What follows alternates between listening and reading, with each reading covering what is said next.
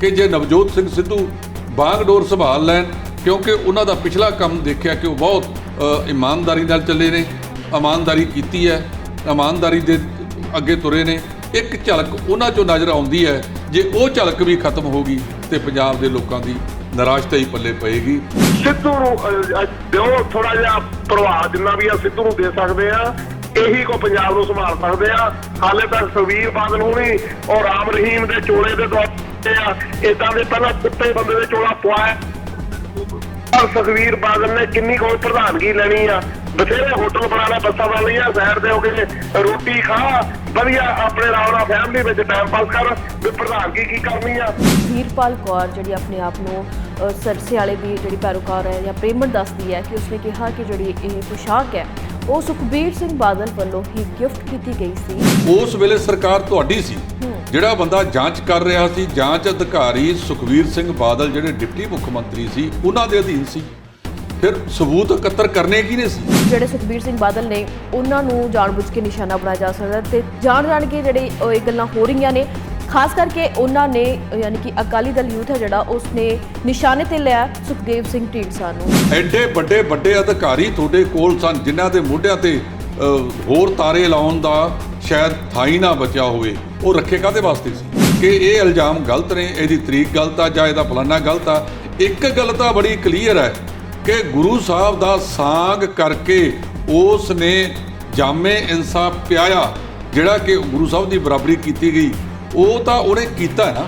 ਜਦੋਂ ਕੋਈ ਆਗੂ ਇਹਨਾਂ ਨੂੰ ਛੱਡ ਕੇ ਚੱਲ ਜਾਂਦਾ, ਉਹ ਨਾਲ ਦੀ ਨਾਲ ਕਾਂਗਰਸ ਦੀ ਬੀ ਟੀਮ ਬਣ ਜਾਂਦਾ। ਬਹੁਤ ਸਾਰੇ ਆਗੂ ਦੁਬਾਰਾ ਇਹਨਾਂ ਵਿੱਚ ਸ਼ਾਮਲ ਹੋ ਗਏ, ਜਿਹੜੇ ਅੱਡੀਆਂ ਚੱਕ ਕੇ ਬਾਦਲ ਸਾਹਿਬ ਨੂੰ, ਛੋਟੇ ਬਾਦਲ ਸਾਹਿਬ ਨੂੰ, ਇਹਨਾਂ ਨੂੰ ਕੋਸਦੇ ਹੁੰਦੇ ਸੀ। ਅੱਜ ਉਹ ਇਹਨਾਂ ਦੇ ਨਾਲ ਬੈਠੇ ਨੇ। ਇੱਕ ਜਿਹੜੀ ਬੀਬੀ ਕਿਰਨਵਾਲਾ ਪਾਕਿਸਤਾਨ ਦੇ ਵਿੱਚ ਗਈ, ਉਹਦੀ ਇੱਕ ਕਮੇਟੀ ਬਣੀ ਨੂੰ 3 ਸਾਲ ਹੋ ਗਏ। ਪ੍ਰਧਾਨ ਸਾਹਿਬ ਦੇ ਕਮਰੇ ਦੇ ਨਾਲ ਦੇ ਕਮਰੇ ਦੇ ਵਿੱਚ ਫਾਈਲ ਪਈ ਹੈ, ਹਾਲੇ ਤੱਕ ਕਿਸੇ ਨੇ ਉਹ ਫਾਈਲ ਨਹੀਂ ਜਾ ਕੇ ਦੇਖੀ। ਗੁਰੂ ਸਾਹਿਬ ਬਾਰੇ ਇੰਨੀਆਂ ਭੱਦੀਆਂ ਗੱਲਾਂ ਲਿਖੀਆਂ ਗਈਆਂ ਨੇ ਜਿਹੜੀਆਂ ਕਹਿਣੀਆਂ ਬਹੁਤ ਮੁਸ਼ਕਲ ਨੇ। ਉਹਦੀ ਜਾਂਚ 20 ਸਾਲ ਹੋ ਗਏ, ਅਜੇ ਤੱਕ ਉਹਦੀ ਜਾਂਚ ਕਿਤੇ ਸਿਰੇ ਨਹੀਂ ਲੱਗੀ। ਜੇ ਤੁਸੀਂ ਹੁਕਮਨਾਮਾ ਨਾ ਕੀਤਾ ਹੁੰਦਾ ਤਾਂ ਤੁਹਾਡੇ ਕੋਲੇ ਵੀ ਰੋਕ ਕਿੱਥੇ ਸੀ? ਤੁਸੀਂ ਦੂਜਿਆਂ ਨੂੰ ਠੱਲਣ ਵਾਸਤੇ ਹੁਕਮਨਾਮੇ ਜਾਰੀ ਕਰਾਉਂਦੇ ਹੋ। 1978 ਦੇ ਵਿੱਚ ਜਿਸ ਵੇਲੇ ਨਿਰੰਕਾਰੀ ਕਾਂਡ ਵਾਪਰਿਆ, ਉਹਨਾਂ ਦਾ ਹੁਕਮਨਾਮਾ ਜਾਰੀ ਕਰਾਇਆ ਕਿ ਰੋਟੀ ਬੇਟੀ ਦੀ ਸਾਂਝ ਨਹੀਂ ਰੱਖਣੀ। 1978 ਤੋਂ 20 ਸਾਲਾਂ ਬਾਅਦ 1998 ਵਿੱਚ ਜਥੇਦਾਰ ਗੁਰਚਰਨ ਸਿੰਘ ਟੌੜਾ, ਉਸ ਵੇਲੇ ਦੇ ਸ਼੍ਰੋਮਣੀ ਗੁਰਦੁਆਰਾ ਪ੍ਰਬੰਧਕ ਕਮੇਟੀ ਦੇ ਪ੍ਰਧਾਨ, ਨਿਰੰਕਾਰੀ ਭਵਨ ਪਟਿਆਲੇ ਦੇ ਵਿੱਚ ਗਏ। ਉਹ ਵਿਵਾਦ ਵੀ ਉੱਠਿਆ ਸੀ, ਬੇਅਦਬੀਆਂ ਹੁੰਦੀਆਂ ਨੇ। ਉਸ ਤੋਂ ਬਾਅਦ ਲਗਾਤਾਰ ਅਕਾਲੀ ਦਲ ਹਾਸ਼ੀਏ ਤੇ ਚਲਿਆ ਗਿਆ। 1.5 ਮਹੀਨੇ ਦੇ ਲਗਭਗ ਅਕਾਲੀ ਆਗੂ ਘਰਾਂ 'ਚ ਵੜ ਕੇ ਬਹਿ ਗਏ, ਕਿਸੇ ਨੇ ਮੂੰਹ ਨਹੀਂ ਲਾਇਆ। ਇਹ ਸਾਡਾ ਸਿਸਟਮ ਜਿਹੜਾ ਕਰਪਟ ਹੈਗਾ, ਇਲੈਕਸ਼ਨ ਸਿਸਟਮ, ਜਦ ਤੱਕ ਇਹ ਨਹੀਂ ਚੇਂਜ ਹੁੰਦਾ, ਇਹਦਾ ਸਾਰਿਆਂ ਦੀ ਇਨਕੁਆਇਰੀ ਹੋਣੀ ਚਾਹੀਦੀ ਹੈ A to Z। ਕਦੋਂ ਤੋਂ ਜਾਇਦਾਦ ਇਹਦੀ ਕਿੰਨੀ ਬਣੀ, ਕਿੰਨੀ ਇਨਕਮ ਸੀਗੀ, ਇਹ ਸਾਰੇ ਪੋਲੀਟੀਸ਼ੀਅਨ ਅੰਦਰ ਹੋ ਜਾਣਗੇ, ਸਾਰਾ ਕੁਝ ਸੁਧਾਰ ਹੋ ਜਾਊਗਾ।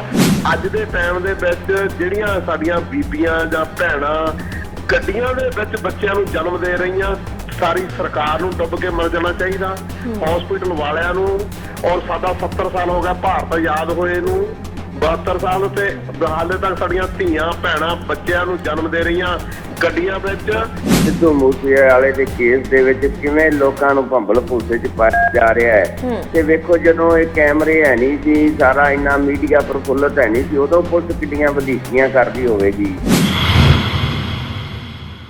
ਸਤਿ ਸ਼੍ਰੀ ਅਕਾਲ ਜੀ, ਮੈਂ ਨਵਦੀਪ ਧਾਲੀਵਾਲ, ਤੁਹਾਡਾ ਸਭ ਦਾ ਬਹੁਤ-ਬਹੁਤ ਸਵਾਗਤ ਹੈ ਸਾਡੇ ਖਾਸ ਪ੍ਰੋਗਰਾਮ ਦੇ ਵਿੱਚ, ਜਿਸ ਦਾ ਨਾਮ ਹੈ ਨਿਊਜ਼ ਬਿਹਾਈਂਡ ਨਿਊਜ਼। ਇਹ ਸਾਡਾ ਉਹ ਪ੍ਰੋਗਰਾਮ ਹੈ ਜਿਹੜਾ ਹਫ਼ਤੇ ਦੇ ਵਿੱਚ 2 ਦਿਨ ਹੁੰਦਾ ਹੈ ਲਾਈਵ। ਅਸੀਂ ਬਣਾਉਂਦੇ ਹਾਂ ਤੁਹਾਡੇ ਨਾਲ ਰਾਬਤਾ ਤੇ ਤੁਸੀਂ ਵੀ ਫੋਨ ਦੇ ਜ਼ਰੀਏ ਸਾਡੇ ਨਾਲ ਇਸ ਪ੍ਰੋਗਰਾਮ ਦੇ ਵਿੱਚ ਹਰ ਖਬਰ ਤੇ ਆਪਣੀ ਗੱਲ ਹੈ ਜਿਹੜੀ ਉਹ ਕਹਿੰਦੇ ਹੋ। ਸੋ ਪ੍ਰੋਗਰਾਮ ਦੀ ਸ਼ੁਰੂਆਤ ਹੈ ਜਿਹੜੀ ਹੋ ਚੁੱਕੀ ਹੈ। ਲਗਾਤਾਰ ਜਿਹੜੇ ਨੰਬਰ ਨੇ ਸਕਰੀਨ ਤੇ ਫਲੈਸ਼ ਹੋ ਰਹੇ ਨੇ, ਇਹਨਾਂ ਨੰਬਰਾਂ ਤੇ ਤੁਸੀਂ ਸਾਡੇ ਨਾਲ ਆਪਣਾ ਰਾਬਤਾ ਬਣਾਉਣਾ। ਪਰ ਫਿਰ ਵੀ ਮੈਂ ਤੁਹਾਨੂੰ ਨੰਬਰ ਦੱਸ ਦਿੰਦੀ ਹਾਂ, 888 923 2656। ਇਹ ਸਾਡਾ ਉਹ ਨੰਬਰ ਹੈ ਜਿੱਥੇ ਦੁਨੀਆ ਦੇ ਕਿਸੇ ਵੀ ਮੁਲਕ ਦੇ ਵਿੱਚ ਤੁਸੀਂ ਬੈਠੇ ਹੋ ਤਾਂ ਡਾਇਰੈਕਟ ਸਾਡੇ ਨਾਲ ਰਾਬਤਾ ਬਣਾ ਸਕਦੇ ਹੋ। ਤੇ ਪਟਿਆਲਾ ਸਟੂਡੀਓ ਦਾ ਜਿਹੜਾ ਨੰਬਰ ਹੈ ਉਹ ਹੈਗਾ ਜੀ 0175 5000 ਪੂਰਾ 156। ਇਸ ਨੰਬਰ ਤੇ ਤੁਸੀਂ ਪਟਿਆਲਾ ਸਟੂਡੀਓ ਦੇ ਵਿੱਚ ਡਾਇਰੈਕਟ ਸਾਡੇ ਨਾਲ ਕਾਲ ਕਰਕੇ ਆਪਣਾ ਜਿਹੜਾ ਰਾਬਤਾ ਉਹ ਬਣਾ ਸਕਦੇ ਹੋ। ਸੋ ਪ੍ਰੋਗਰਾਮ ਦੀ ਸ਼ੁਰੂਆਤ ਹੋ ਚੁੱਕੀ ਹੈ ਜੀ। ਸ਼ੁਰੂਆਤ ਦੇ ਵਿੱਚ ਮੈਂ ਤੁਹਾਨੂੰ ਦੱਸ ਦਵਾਂ ਕਿ ਸਾਰੇ ਕਾਲਰ ਸਾਡੇ ਲਈ ਬਹੁਤ ਜ਼ਰੂਰੀ ਨੇ। ਗੱਲ ਤੁਸੀਂ ਥੋੜਾ ਮਤਲਬ ਉਸ ਹਿਸਾਬ ਦੇ ਨਾਲ ਕਰਿਆ ਕਰੋ ਕਿ टाइम है जिहड़ा घट्टो घट्ट लिया जाए, बाकी कॉलर्स नूं भी गल रखण दा मौका दिता जाए, क्योंकि गल जदों लंबी हो जाती है तो साडी गल भी विच रह जाती है तो बाकी कॉलर ने जिहड़े वो भी थोड़े निराश हो जाते हैं, क्योंकि उन्होंने जिहड़ी गल है इस प्रोग्राम दे विच नहीं हो पाती। तो जदों भी साडी गल हुंदी है टैलीविजन की आवाज़ है जिहड़ी घट करिया करो, जिस दे कारण अपना राबता प्रॉपर नहीं हो पाता, फिर फोन है जिहड़ा विचों कट्टना पैंदा है। सानूं भी दुख लगदा ते तुहानूं भी दुख लगदा, क्योंकि गल उदों भी नहीं हुंदी। सो अज दे प्रोग्राम दे विच बहुत सारियां खबरां ने जिहड़ियां अहम रहणगियां, खास करके कैप्टन अमरिंदर नूं लैके, खास करके किसानां दे मुद्दे नूं लैके, खास करके पार्टियां दे विच वक्खो वखरियां दे विच की कुछ हो रिहा। सो इन्हां सारे मुद्दिआं ते साडे नाल हर वार दी तरह स्टूडियो दे विच मौजूद ने जसपाल सिंह ढिल्लों। असीं उन्हां दा स्वागत करांगे। जसपाल जी स्वागत है। मेहरबानी जी। तो वैसे साडे सारे जिहड़े दर्शक ने वो जानते हैं कि जसपाल सिंह ढिल्लों साडे ਉਹ पत्रकार ने जिहड़ी हर खबर नूं बड़ी वधिया तरीके दे नाल दर्शकां दे सामने पेश रखते हैं। तो सब तो वड्डी गल यह कि कोई भी सवाल होवे तुसीं किते भी इन्हां तो जवाब है जिहड़ा वो लै लैंदे हो। भावें पिछले प्रोग्राम के दौरान इन्होंने तुहानूं अपना नंबर भी दिता सी, कई बार कोई खबर हुंदी है, कोई तुहाडे ज़हन दे विच हुंदी है या कोई सलाह लैनी हुंदी है, तां भी तुसीं इन्हां दे नाल डायरैक्ट जिहड़ा राबता वो बना सकदे हो। ते अज दीयां खबरां दी शुरुआत करांगे कैप्टन अमरिंदर सिंह तो। कैप्टन अमरिंदर सिंह जिहड़े कि हर शनिवार प्रोग्राम आस्क कैप्टन दे विच आउंदे ने, उत्थे लाइव हुंदे ने फेसबुक ते बहुत सारियां गल्लां ने जिहड़ियां कहंदे ने। खास करके गल हुंदी आ करोना नूं लैके, खास करके गल हुंदी आ किसानां दे मुद्दिआं नूं लैके, खास करके बहुत सारे लोग ने जिहड़े उन्हां नूं सवाल करदे ने, भावें फेसबुक दे थ्रू, भावें इंस्टा दे थ्रू, या फिर किसी कोले अगर उन्हां दा पर्सनल मोबाइल नंबर है या किसी मंत्री संतरी दा मोबाइल नंबर है, उन्हां दे थ्रू सवाल पुछे जांदे ने, तां उन्हां सारिਆਂ दे जवाब वो उत्थे दिंदे ने।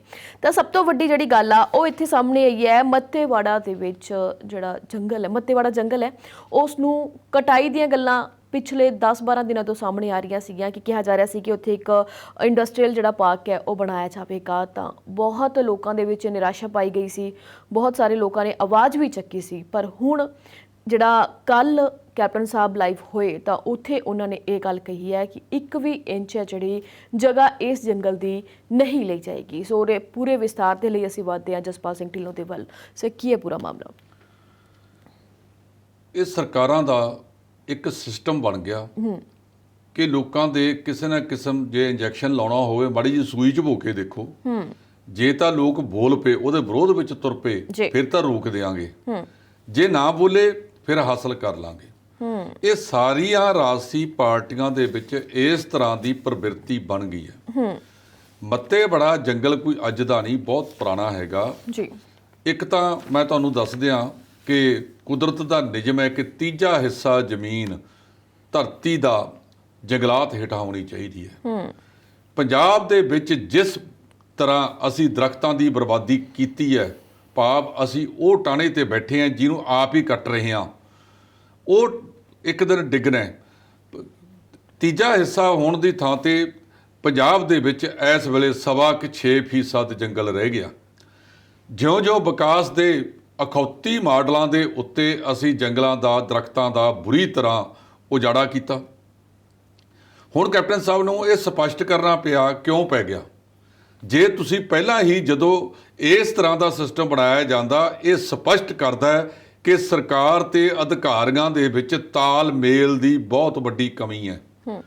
अधिकारी कुछ करते हैं, ये गल उदों भी सामने आई सी जदों आबकारी नीति बनाउण लगे तां मुख सकत्तर उस वेले दे करण अवतार सिंह ने कहा कि नीति अफसरां ने बनाउणी हुंदी है, तां वित्त मंत्री ने इसका विरोध किया, होरनां मंत्रियों ने विरोध किया कि असीं फिर इत्थे वैसे ही बैठे हाँ, जे सारा कुछ तुसीं करना तां मंत्री मंडल काहदे वास्ते आ? विरोध पैदा होया। ये चीज़ां स्पष्ट करदियां ने कि सरकार दे ते अधिकारियों दे विच जिहड़ी तालमेल दी आ बहुत वड्डी कमी है। हुण जदों ये अज मुख मंत्री साहब नूं कहना पै गया कि मत्तेवाड़े दा जंगल उजाड़िया नहीं जाएगा, तां फिर ये जिहड़ी नीति बनाई किहने सी? ये प्रपोजल लैके कौन आया सी? उहदे ते तुसीं की कार्रवाई कीती है? कुछ नहीं। ना तो कैप्टन साहब का एक तो चलो करोना आ गया, करोने करके एक बहाना बन गया कि दूरी बना के रखनी है। पहला भी कैप्टन साहब का सुभाਅ आ वो किन्ना मिलते हैं, मंत्री रौला पा रहे हैं, उन्हां दे MLA रौला पा रहे हैं, आम लोगों की तो दूर की गल रही। चंद अधिकारी जिहड़े उन्हां दे चहेते ने उन्हां नूं छड्ड के होर किहनूं मिलदे आ। अज कोई शक नहीं कि सानूं सनअतां इत्थे लाउणीਆਂ पैणगीਆਂ। ਪਰ ਉਹਨਾਂ ਸਨਅਤਾਂ ਨੂੰ ਲਾਉਣ ਵਾਸਤੇ ਉਸ ਤਰ੍ਹਾਂ ਦੀ ਜ਼ਮੀਨ ਹਥਿਆਈ ਜਾਵੇ ਜਿਹੜੀ ਜ਼ਮੀਨ ਉਪਜਾਊ ਘੱਟ ਹੈ, ਜਿਹੜੀ ਜ਼ਮੀਨ ਉਪਜਾਊ ਵੱਧ ਆ ਉਹਨੂੰ ਨਾ ਛੇੜਿਆ ਜਾਵੇ। ਚਲੋ ਹੁਣ ਇਹ ਗੱਲ ਤਾਂ ਕਲੀਅਰ ਹੋ ਗਈ ਹੈ ਕਿ ਮੱਤੇਵਾੜਾ ਜਿਹੜਾ ਜੰਗਲ ਹੈ ਉਜਾੜਿਆ ਨਹੀਂ ਜਾਵੇਗਾ। ਜਿਹੜਾ ਸਨਅਤੀ ਪਾਰਕ ਬਣਨਾ ਉਹਦੇ ਵਾਸਤੇ ਉਹ ਕਹਿੰਦੇ ਪਸ਼ੂ ਪਾਲਣ ਵਿਭਾਗ ਦੀ ਜਗ੍ਹਾ ਕੁਝ ਹੋਰ ਵਿਭਾਗਾਂ ਦੀ ਹੈ, ਕੁਝ ਪੰਚਾਇਤੀ ਜ਼ਮੀਨ ਹੈ। ਪੰਚਾਇਤ ਵੀ ਇਸ ਗੱਲ ਦਾ ਵਿਰੋਧ ਕਰ ਰਹੀ ਹੈ ਕਿ ਅਸੀਂ ਉਹ ਜ਼ਮੀਨ ਨਹੀਂ ਦੇਣੀ, ਸਾਨੂੰ ਸਨਅਤਾਂ ਲਾਉਣੀਆਂ ਨੇ, ਜ਼ਮੀਨਾਂ ਲੈਣੀਆਂ ਪੈਣਗੀਆਂ। ਪਰ ਜੇ ਪਿਛਲਾ ਇਤਿਹਾਸ ਦੇਖ ਲਈਏ, ਜਿੰਨੀਆਂ ਸਨਅਤਾਂ ਇੱਥੇ ਲੱਗੀਆਂ, ਕਿਸਾਨਾਂ ਦਾ ਉਜਾੜਾ ਕੀਤਾ ਗਿਆ, ਬਾਅਦ ਦੇ ਵਿੱਚ ਉਹੀ ਜ਼ਮੀਨਾਂ ਮਹਿੰਗੇ ਭਾਅ ਦੇ ਉੱਤੇ ਪਲਾਟ ਕੱਟ ਕੇ ਵੇਚ ਦਿੱਤੇ ਗਏ। ਤਾਂ ਕੀ ਇਹ ਯਕੀਨੀ ਬਣਾਉਣਗੇ ਕਿ ਜਿਹੜੀ ਸਨਅਤ ਇੱਥੇ ਲਾਈ ਜਾ ਰਹੀ ਹੈ ਉਹ ਕਿੰਨਾ ਸਮਾਂ ਇੱਥੇ ਰਹੇਗੀ? ਇਸ ਕਰਕੇ ਜਿਹੜੀ ਇਹ ਸਨਅਤੀ ਪਾਰਕ ਹੈ, ਮੈਂ ਕਹਿੰਦਾ ਬਣਾਓ। ਪੰਜਾਬ ਦੇ ਵਿੱਚ ਜਿਹੜਾ ਲਗਾਤਾਰ ਜੰਗਲਾਤ ਘਟ ਰਿਹਾ ਹੈਗਾ।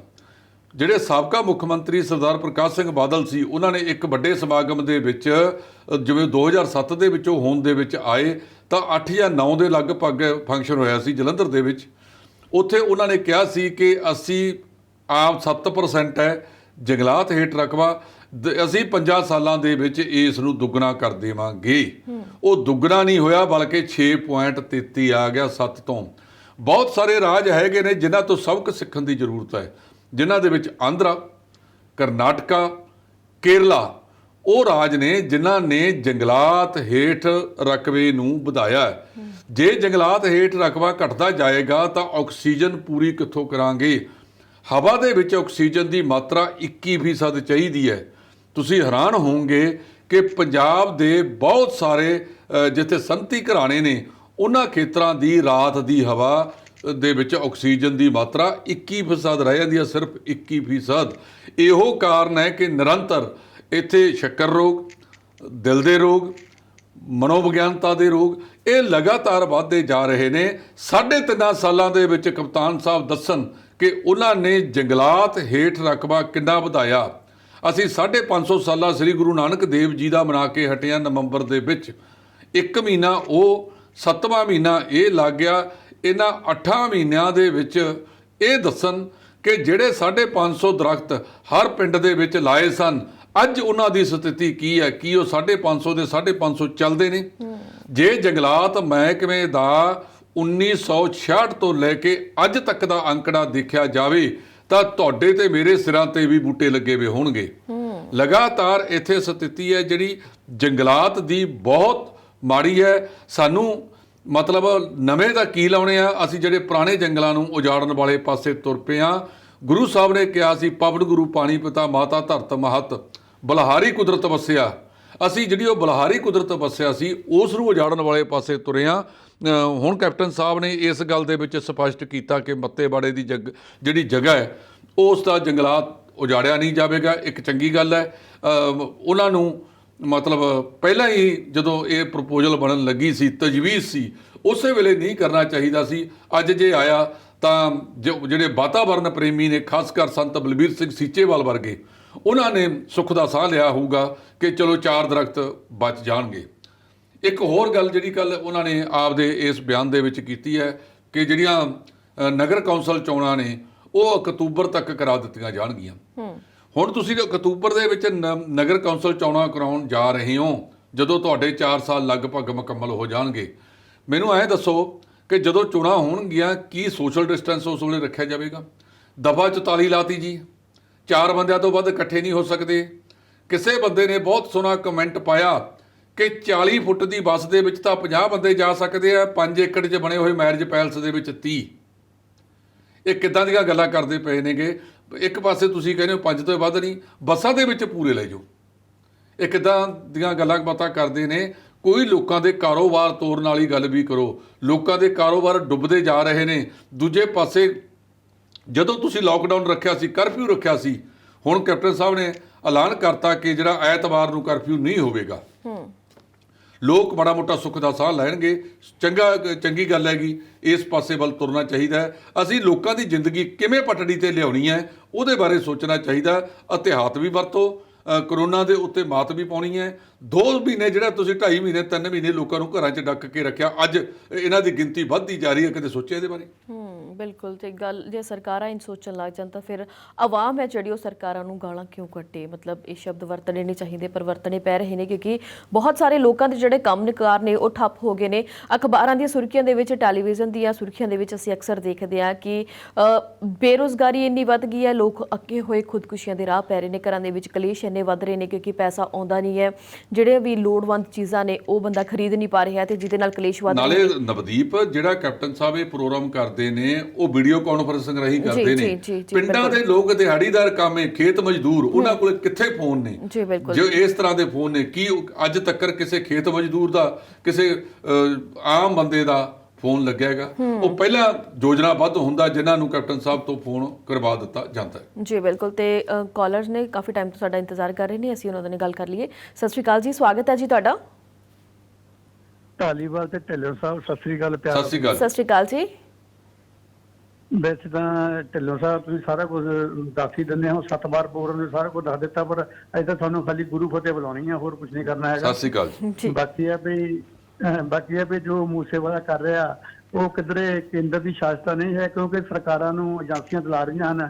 ਕੇਂਦਰ ਇਹਨਾਂ ਦੋਹਾਂ ਤੋਤਿਆਂ ਦੇ ਸਿਰ ਤੇ ਰੱਖ ਕੇ ਪੰਜਾਬ ਦਾ ਮਾਹੌਲ ਖਰਾਬ ਕਰਕੇ ਨੌਜਵਾਨਾਂ ਨੂੰ ਮਰਵਾਉਣ ਦੇ ਚੱਕਰ ਦਾ ਨਹੀਂ ਹੈ। ਕਿਉਂ ਦੇਖੋ ਜਿਹੜੇ ਬੱਚੇ ਇਹ ਫੜ ਰਹੇ ਆ ਅੱਜ ਕੱਲ ਬਿਲਕੁਲ ਗਰੀਬ ਘਰਾਂ ਦੇ, ਦਲਿਤ ਪਰਿਵਾਰਾਂ ਦੇ, ਜਿਹਨਾਂ ਕੋਲ ਵਕੀਲ ਕਰਨ ਦੇ ਵੀ ਪੈਸੇ ਹੈ ਨਹੀਂ, ਉਹ ਚੁੱਕ ਕੇ ਇਹ ਅੰਦਰ ਠੋਕ ਰਹੇ ਤੇ ਧਾਰਾਂ ਵੀ ਉਹ ਲੈ ਜਿਹੜੇ ਕਿਤੇ ਨਿਕਲ ਨਹੀਂ ਸਕਦੀਆਂ ਹੈਗੀਆਂ। ਮਤਲਬ ਇਹ ਮੇਰਾ ਤਾਂ ਖਿਆਲ ਇਹੀ ਹੈ ਕਿ ਮਤਲਬ ਇਹ ਲੋਕਾਂ ਨੂੰ ਤੰਗ ਕਰਦੇ, ਨੌਜਵਾਨ ਨੂੰ ਭੜਕਾਉਂਦੇ ਆ, ਭੜਕਾ ਕੇ ਮੁੜ ਕੇ ਖਤਮ ਕਰਨਗੇ। ਦੂਜੀ ਗੱਲ ਹੈ ਵੀ ਦੇਖੋ ਜਿਹੜੇ ਮੂਸੇ ਵਰਗੇ ਇੰਨਾ ਕੰਦਾ ਪ੍ਰਚਾਰ ਕਰਕੇ ਸੂਰੀ ਉਹਨਾਂ ਦਾ ਕੁਝ ਵਿਗ ਨਹੀਂ ਰਿਹਾ ਹੈਗਾ, ਇਹਨਾਂ ਗਰੀਬ ਬੱਚਿਆਂ ਨੂੰ ਚੁੱਕਿਆ ਜਾ ਰਿਹਾ। ਬਾਕੀ ਉਸ ਤੋਂ ਉਪਰੰਤ ਆਪ ਜੀ ਨੇ ਗੱਲ ਉਹ ਗੁਰੂ ਸਾਹਿਬ ਦੇ ਬਿਆਨਬੰਦੀ ਵੀ ਕੀਤੀ ਆ, ਉਹ ਵੀ ਆ ਵੀ ਦੇਖੋ ਹੋਣਾ ਕੁਝ ਨਹੀਂ ਹੈਗਾ ਤੇ ਕਿਉਂਕਿ ਜਿਹਨੇ ਇਨਕੁਆਇਰੀ ਬਿਠਾਣੀ ਆ ਉਹ ਵੀ ਉਹੀ ਆ, ਜਿਹਨਾਂ ਦੇ ਵਾਸਤੇ ਕਰਨੀ ਉਹ ਵੀ ਉਹੀ ਆ। ਪਤਾ ਸਾਰੇ ਲੋਕਾਂ ਨੂੰ ਹੈਗਾ ਆ, ਸਿਰਫ ਇੱਕ ਖਾਨਾ ਪੂਰੀ ਕਰਨੀ ਆ। ਬਾਕੀ ਮੈਂ ਤਾਂ ਢਿੱਲੋਂ ਸਾਹਿਬ ਤੁਹਾਡੇ ਇਹੀ ਗੱਲ ਕਹਾਂਗਾ ਕਿ ਦੇਖੋ ਆਪਾਂ ਨੂੰ ਕੋਈ ਤੀਜਾ ਫਰੰਟ ਬਣਾਉਣਾ ਚਾਹੀਦਾ ਤਾਂ ਕਾਫੀ ਹੱਦ ਤੱਕ ਸਮੱਸਿਆ ਹੱਲ ਹੋ ਜਾਣਗੀਆਂ। ਕਿਉਂਕਿ ਦੇਖੋ ਜਿਸ ਵੇਲੇ ਆ ਹੁਣ ਮੂਸੇਵਾਲ ਦਾ ਪ੍ਰੋਗਰਾਮ ਸੀ ਜਾਂ ਸੂਰੀ ਦਾ ਸੀ ਜਾਂ ਸਿਰਸੇਵਾਲ ਦਾ ਸੀ, ਕੋਈ ਵੀ ਪਾਰਟੀ ਨਹੀਂ ਬੋਲੀ। ਈਵਨ ਹੈ ਕਿ ਅਮਨ ਅਰੋੜਾ ਜੀ ਬਹੁਤ ਵਧੀਆ ਕੰਮ ਕਰ ਰਹੇ ਨੇ, ਲੇਕਿਨ ਇਸ ਮੈਟਰ ਤੇ ਉਹ ਵੀ ਨਹੀਂ ਬੋਲੇ ਨਾ ਭਗਵੰਤ ਮਾਨ ਬੋਲਿਆ, ਕਿਉਂਕਿ ਵੋਟਾਂ ਦਾ ਪ੍ਰੋਗਰਾਮ ਹੈ। ਸੋ ਲੋਕਾਂ ਨੂੰ ਮਾਰ ਕੇ ਜ਼ਮੀਰ ਦਿਖਾ ਦਿਓ, ਤੀਜਾ ਫਰੰਟ ਬਣਾ ਕੇ ਇੱਕ ਵਾਰ ਦੇਖ ਲੈਣ। ਧੰਨਵਾਦ ਜੀ। ਜੀ ਬਹੁਤ ਬਹੁਤ ਧੰਨਵਾਦ। ਚੰਗਾ ਲੱਗਿਆ ਪਿਆਰਾ ਸਿੰਘ ਜੀ ਕਿ ਤੁਸੀਂ ਵਾਰ ਸਤਵਾਰ ਪ੍ਰੋਗਰਾਮ ਦਾ ਜਿਹੜਾ ਸੀਗਾ, ਆਪਾਂ ਕਹਿੰਦੇ ਹੁੰਦੇ ਆ ਕਿ ਤੁਸੀਂ ਸਾਨੂੰ ਜ਼ਰੂਰ ਦੱਸਿਆ ਕਰੋ ਪ੍ਰੋਗਰਾਮ ਕਿਹੋ ਜਿਹਾ ਲੱਗਿਆ, ਤਾਂ ਉਹਨੇ ਸਾਰਿਆਂ ਦੀ ਇਹਨਾਂ ਨੇ ਵਿਆਖਿਆ ਕੀਤੀ। ਇੱਕ ਹੋਰ ਕਾਲਰ ਨੇ ਜਿਹੜੇ ਸਾਡੇ ਨਾਲ ਜੁੜੇ ਨੇ। ਸਤਿ ਸ਼੍ਰੀ ਅਕਾਲ ਜੀ, ਸਵਾਗਤ ਹੈ ਜੀ ਤੁਹਾਡਾ। ਹੈਲੋ, ਸਤਿ ਸ਼੍ਰੀ ਅਕਾਲ ਜੀ। ਜੀ ਸਤਿ ਸ਼੍ਰੀ ਅਕਾਲ। ਹੈਲੋ, ਹਾਂਜੀ ਹਾਂਜੀ, ਕਾਲ ਲੱਗ ਗਈ ਹੈ ਜੀ। ਜੀ ਮੈਂ ਹਰਵਕਤ ਥੋੜਾ ਬੋਲ ਰਿਹਾ ਕੈਲਗਰੀ ਤੋਂ ਜੀ। ਮੈਂ ਹਾਂਜੀ ਮੈਂ ਲਾਈਨ ਤੇ। ਹਾਂਜੀ ਹਾਂਜੀ ਹਾਂਜੀ, ਬਿਲਕੁਲ ਤੁਹਾਡੀ ਗੱਲ ਹੋ ਰਹੀ ਹੈ ਜੀ। ਅੱਛਾ, ਮੈਂ ਤਾਂ ਗੱਲ ਕਰਦਾ, ਮੇਰੀ ਬੇਨਤੀ ਸੁਣੋ ਧਿਆਨ ਨਾਲ। ਮੈਂ ਤਾਂ ਢਿੱਲੋਂ ਸਾਹਿਬ ਦਾ ਬਹੁਤ ਸਤਿਕਾਰ ਕਰਦਾ, ਬਹੁਤ ਵਧੀਆ ਗੱਲਾਂ ਕਰਦੇ ਆ। ਬਹੁਤ ਮਿਹਰਬਾਨੀ। ਇਹ ਸਾਡਾ ਸਿਸਟਮ ਜਿਹੜਾ ਕਰਪਟ ਹੈਗਾ, ਇਲੈਕਸ਼ਨ ਸਿਸਟਮ, ਜਦ ਤੱਕ ਇਹ ਨਹੀਂ ਚੇਂਜ ਹੁੰਦਾ ਇਹ ਤਾਂ ਸਾਰਿਆਂ ਦੀ ਇਨਕੁਆਇਰੀ ਹੋਣੀ ਚਾਹੀਦੀ ਆ A to Z। ਵੀ ਕਦੋਂ ਤੋਂ ਜਾਇਦਾਦ ਇਹਦੀ ਕਿੰਨੀ ਬਣੀ, ਕਿੰਨੀ ਇਨਕਮ ਸੀਗੀ, ਇਹ ਸਾਰੇ ਪੋਲੀਟੀਸ਼ੀਅਨ ਅੰਦਰ ਹੋ ਜਾਣਗੇ, ਸਾਰਾ ਕੁਝ ਸੁਧਾਰ ਹੋ ਜਾਊਗਾ। ਜਦ ਤੱਕ ਸਾਡਾ ਇਲੈਕਸ਼ਨ ਸਿਸਟਮ ਨਹੀਂ ਚੇਂਜ ਹੁੰਦਾ, ਇਹ ਕਰਪਸ਼ਨ ਬੰਦ ਨਹੀਂ ਹੁੰਦੀ, ਉਦੋਂ ਤੱਕ ਇਹ ਕਰਪਸ਼ਨ ਕਿਤੇ ਵੀ ਨਹੀਂ ਬੰਦ ਹੋਣੀ। ਜਦ ਇਹ ਕਰਪਟ ਵੇ ਨਾ 10-10 ਕਰੋੜ 20 ਕਰੋੜ ਖਰਚ ਕੇ ਆਉਂਦੇ ਆ, ਇਹਨਾਂ ਦੀ ਵੀ ਮਜਬੂਰੀ ਹੈ ਨਹੀਂ, ਉਹ ਪੈਸਾ ਕਮਾ ਕੇ ਕਰਨਾ ਹੀ ਕਰਨਾ। ਇਹਨਾਂ ਨੂੰ ਕਿਸੇ ਦਾ ਪਰਵਾਹ ਨਹੀਂ, ਇਹ ਤਾਂ ਆਪਣੇ ਢਿੱਡ ਭਰਨ ਲਈ ਆਉਂਦੇ ਆ। ਮੇਰੀ ਤਾਂ ਇਹੋ ਬੇਨਤੀ ਹੈ, ਤੁਸੀਂ ਇਹ ਸਿਸਟਮ ਨੂੰ ਕਿਸੇ ਤਰ੍ਹਾਂ ਇਲੈਕਸ਼ਨ ਸਿਸਟਮ ਨੂੰ ਚੇਂਜ ਕਰਾਉਣ ਦੀ ਕਰੋ। ਕੋਈ ਜਿਹੜੀ ਪਾਰਟੀ ਹੋਰ ਆਵੇ ਜਿਹੜੀ ਇਹ ਸਿਸਟਮ ਨੂੰ ਚੇਂਜ ਕਰ ਸਕੇ। Thank you, best good luck ਜੀ। ਬਹੁਤ ਬਹੁਤ ਧੰਨਵਾਦ। ਤੇ ਢਿੱਲੋਂ ਸਾਹਿਬ ਦੋ ਕਾਲਰ ਹੋਰ ਜੁੜੇ ਹੋਏ ਨੇ। ਸਤਿ ਸ਼੍ਰੀ ਅਕਾਲ ਜੀ, ਸਵਾਗਤ ਹੈ ਜੀ ਤੁਹਾਡਾ। ਸਤਿ ਸ਼੍ਰੀ ਅਕਾਲ ਮੈਡਮ। ਸਤਿ ਸ਼੍ਰੀ ਅਕਾਲ ਢਿੱਲੋਂ ਸਾਹਿਬ। ਸਤਿ ਸ਼੍ਰੀ ਅਕਾਲ ਭਾਈ ਸਾਹਿਬ। ਹਾਂ, ਗੁਰਜਿੰਦਰ ਬੋਲਦਾ ਜੀ ਪਿੰਡ ਤੋਂ। ਜੀ ਗੁਰਜਿੰਦਰ ਜੀ, ਕੀ ਕਹਿਣਾ ਤੁਹਾਡਾ ਅੱਜ ਦੇ ਇਹਨਾਂ ਮੁੱਦਿਆਂ ਬਾਰੇ? ਮੈਂ ਥੋੜਾ ਜਿਹਾ ਟੌਪ ਤੋਂ ਹਟ ਕੇ ਜੀ, ਮੈਂ ਤਾਂ ਇੱਕ ਬੇਨਤੀ ਕਰਨੀ ਚਾਹੁੰਦਾ ਤੁਹਾਨੂੰ। ਇਹਦਾ UAPA ਕੋਈ ਵਿਆਪਕ ਕਾਨੂੰਨ ਆ ਜੀ, ਬੜਾ ਖਤਰਨਾਕ ਕਾਨੂੰਨ ਆ। 50 ਦੇ ਕਰੀਬ ਪਰਚੇ ਦਰਜ ਹੋ ਗਏ। ਹਾਲਾਂਕਿ ਕਪਿਲ ਸਿੱਬਲ ਜਿਹੜਾ ਇਹਨਾਂ ਦਾ ਕਾਂਗਰਸ ਦਾ ਜੀ ਸੁਪਰੀਮ ਕੋਰਟ ਦਾ ਵਕੀਲ ਆ, ਉਹ ਤਾਂ ਆਰਟੀਕਲ ਹਿੰਦੁਸਤਾਨ ਟਾਈਮ ਦੇ ਵਿੱਚ ਇਹਦੇ ਵਿਰੁੱਧ ਲਿਖੀ ਜਾਂਦਾ ਜੀ। ਕੈਪਟਨ ਸਾਹਿਬ ਪਤਾ ਨਹੀਂ ਕਿਹੜੀ ਦਰਜ ਤੇ ਲੋਕਾਂ ਦੇ ਕਿਸੇ ਨੇ ਪਰਚੇ ਦਰਜ ਕਰੀ ਜਾਂਦੇ ਜੀ। ਇਹਦੇ ਬਾਰੇ ਕਿਸੇ ਵਕੀਲ ਨੂੰ ਜਾਂ ਕਿਸੇ ਹੋਰ ਨੂੰ ਤੁਸੀਂ ਇੱਕ ਦਿਨ ਸਟੂਡੀਓ ਵਿੱਚ ਲਿਆ ਕੇ ਜ਼ਰੂਰ ਉਹ ਡਿਬੇਟ ਕਰੇ ਵੀ। Okay, thank you. ਜ਼ਰੂਰ ਯਤਨ ਕਰਾਂਗੇ। ਸਾਡੇ ਕਈ ਪ੍ਰੋਗਰਾਮ ਹੈਗੇ ਜਿਹਦੇ ਵਿੱਚ ਕਿਸੇ ਵਕੀਲ ਸਾਹਿਬਾਨ ਨੂੰ ਲਿਆ ਕੇ ਇਹਦੇ ਤੇ ਵਿਸਥਾਰ ਦੇ ਵਿੱਚ ਤੁਹਾਨੂੰ ਜਾਣਕਾਰੀ ਦੇ ਦੇਵਾਂਗੇ। ਜੀ। ਤੇ ਅਗਲੇ ਕਾਲਰ ਵੀ ਸਤਿ ਸ਼੍ਰੀ ਅਕਾਲ ਜੀ, ਸਵਾਗਤ ਹੈ ਜੀ ਤੁਹਾਡਾ। ਹੈਲੋ ਹਾਂਜੀ, ਤੁਸੀਂ ਆਪਣੇ ਟੈਲੀਵਿਜ਼ਨ ਦੀ ਆਵਾਜ਼ ਹੈ ਜਿਹੜੀ ਉਹ ਘਟਾ ਦਿਓ ਜੀ, ਕਿਉਂਕਿ ਉਹਦੇ ਕਰਕੇ ਤੁਹਾਡੇ ਨਾਲ ਗੱਲ ਨਹੀਂ ਹੋ ਪਾਏਗੀ ਪ੍ਰੋਪਰ। ਨਹੀਂ ਭੈਣ ਜੀ ਤੁਸੀਂ YouTube ਤੇ ਦੁਬਾਰਾ ਗੱਲ ਰਿਪੀਟ ਕਰਿਓ, ਤੁਹਾਡੀ ਗੱਲ ਸਮਝ ਨਹੀਂ ਆਈ ਜੀ। ਮੈਨੂੰ ਲੱਗਦਾ ਜਿਹੜੀ ਕਾਲ ਹੈ ਉਹ ਡ੍ਰੌਪ ਹੋ ਗਈ ਹੈ। ਤੇ ਅਗਲੇ ਕਾਲਰ, ਸਤਿ ਸ਼੍ਰੀ ਅਕਾਲ ਜੀ, ਸਵਾਗਤ ਹੈ ਜੀ ਤੁਹਾਡਾ। ਸਤਿ ਸ਼੍ਰੀ ਅਕਾਲ ਜੀ। ਜੀ ਸਤਿ ਸ਼੍ਰੀ ਅਕਾਲ ਜੀ।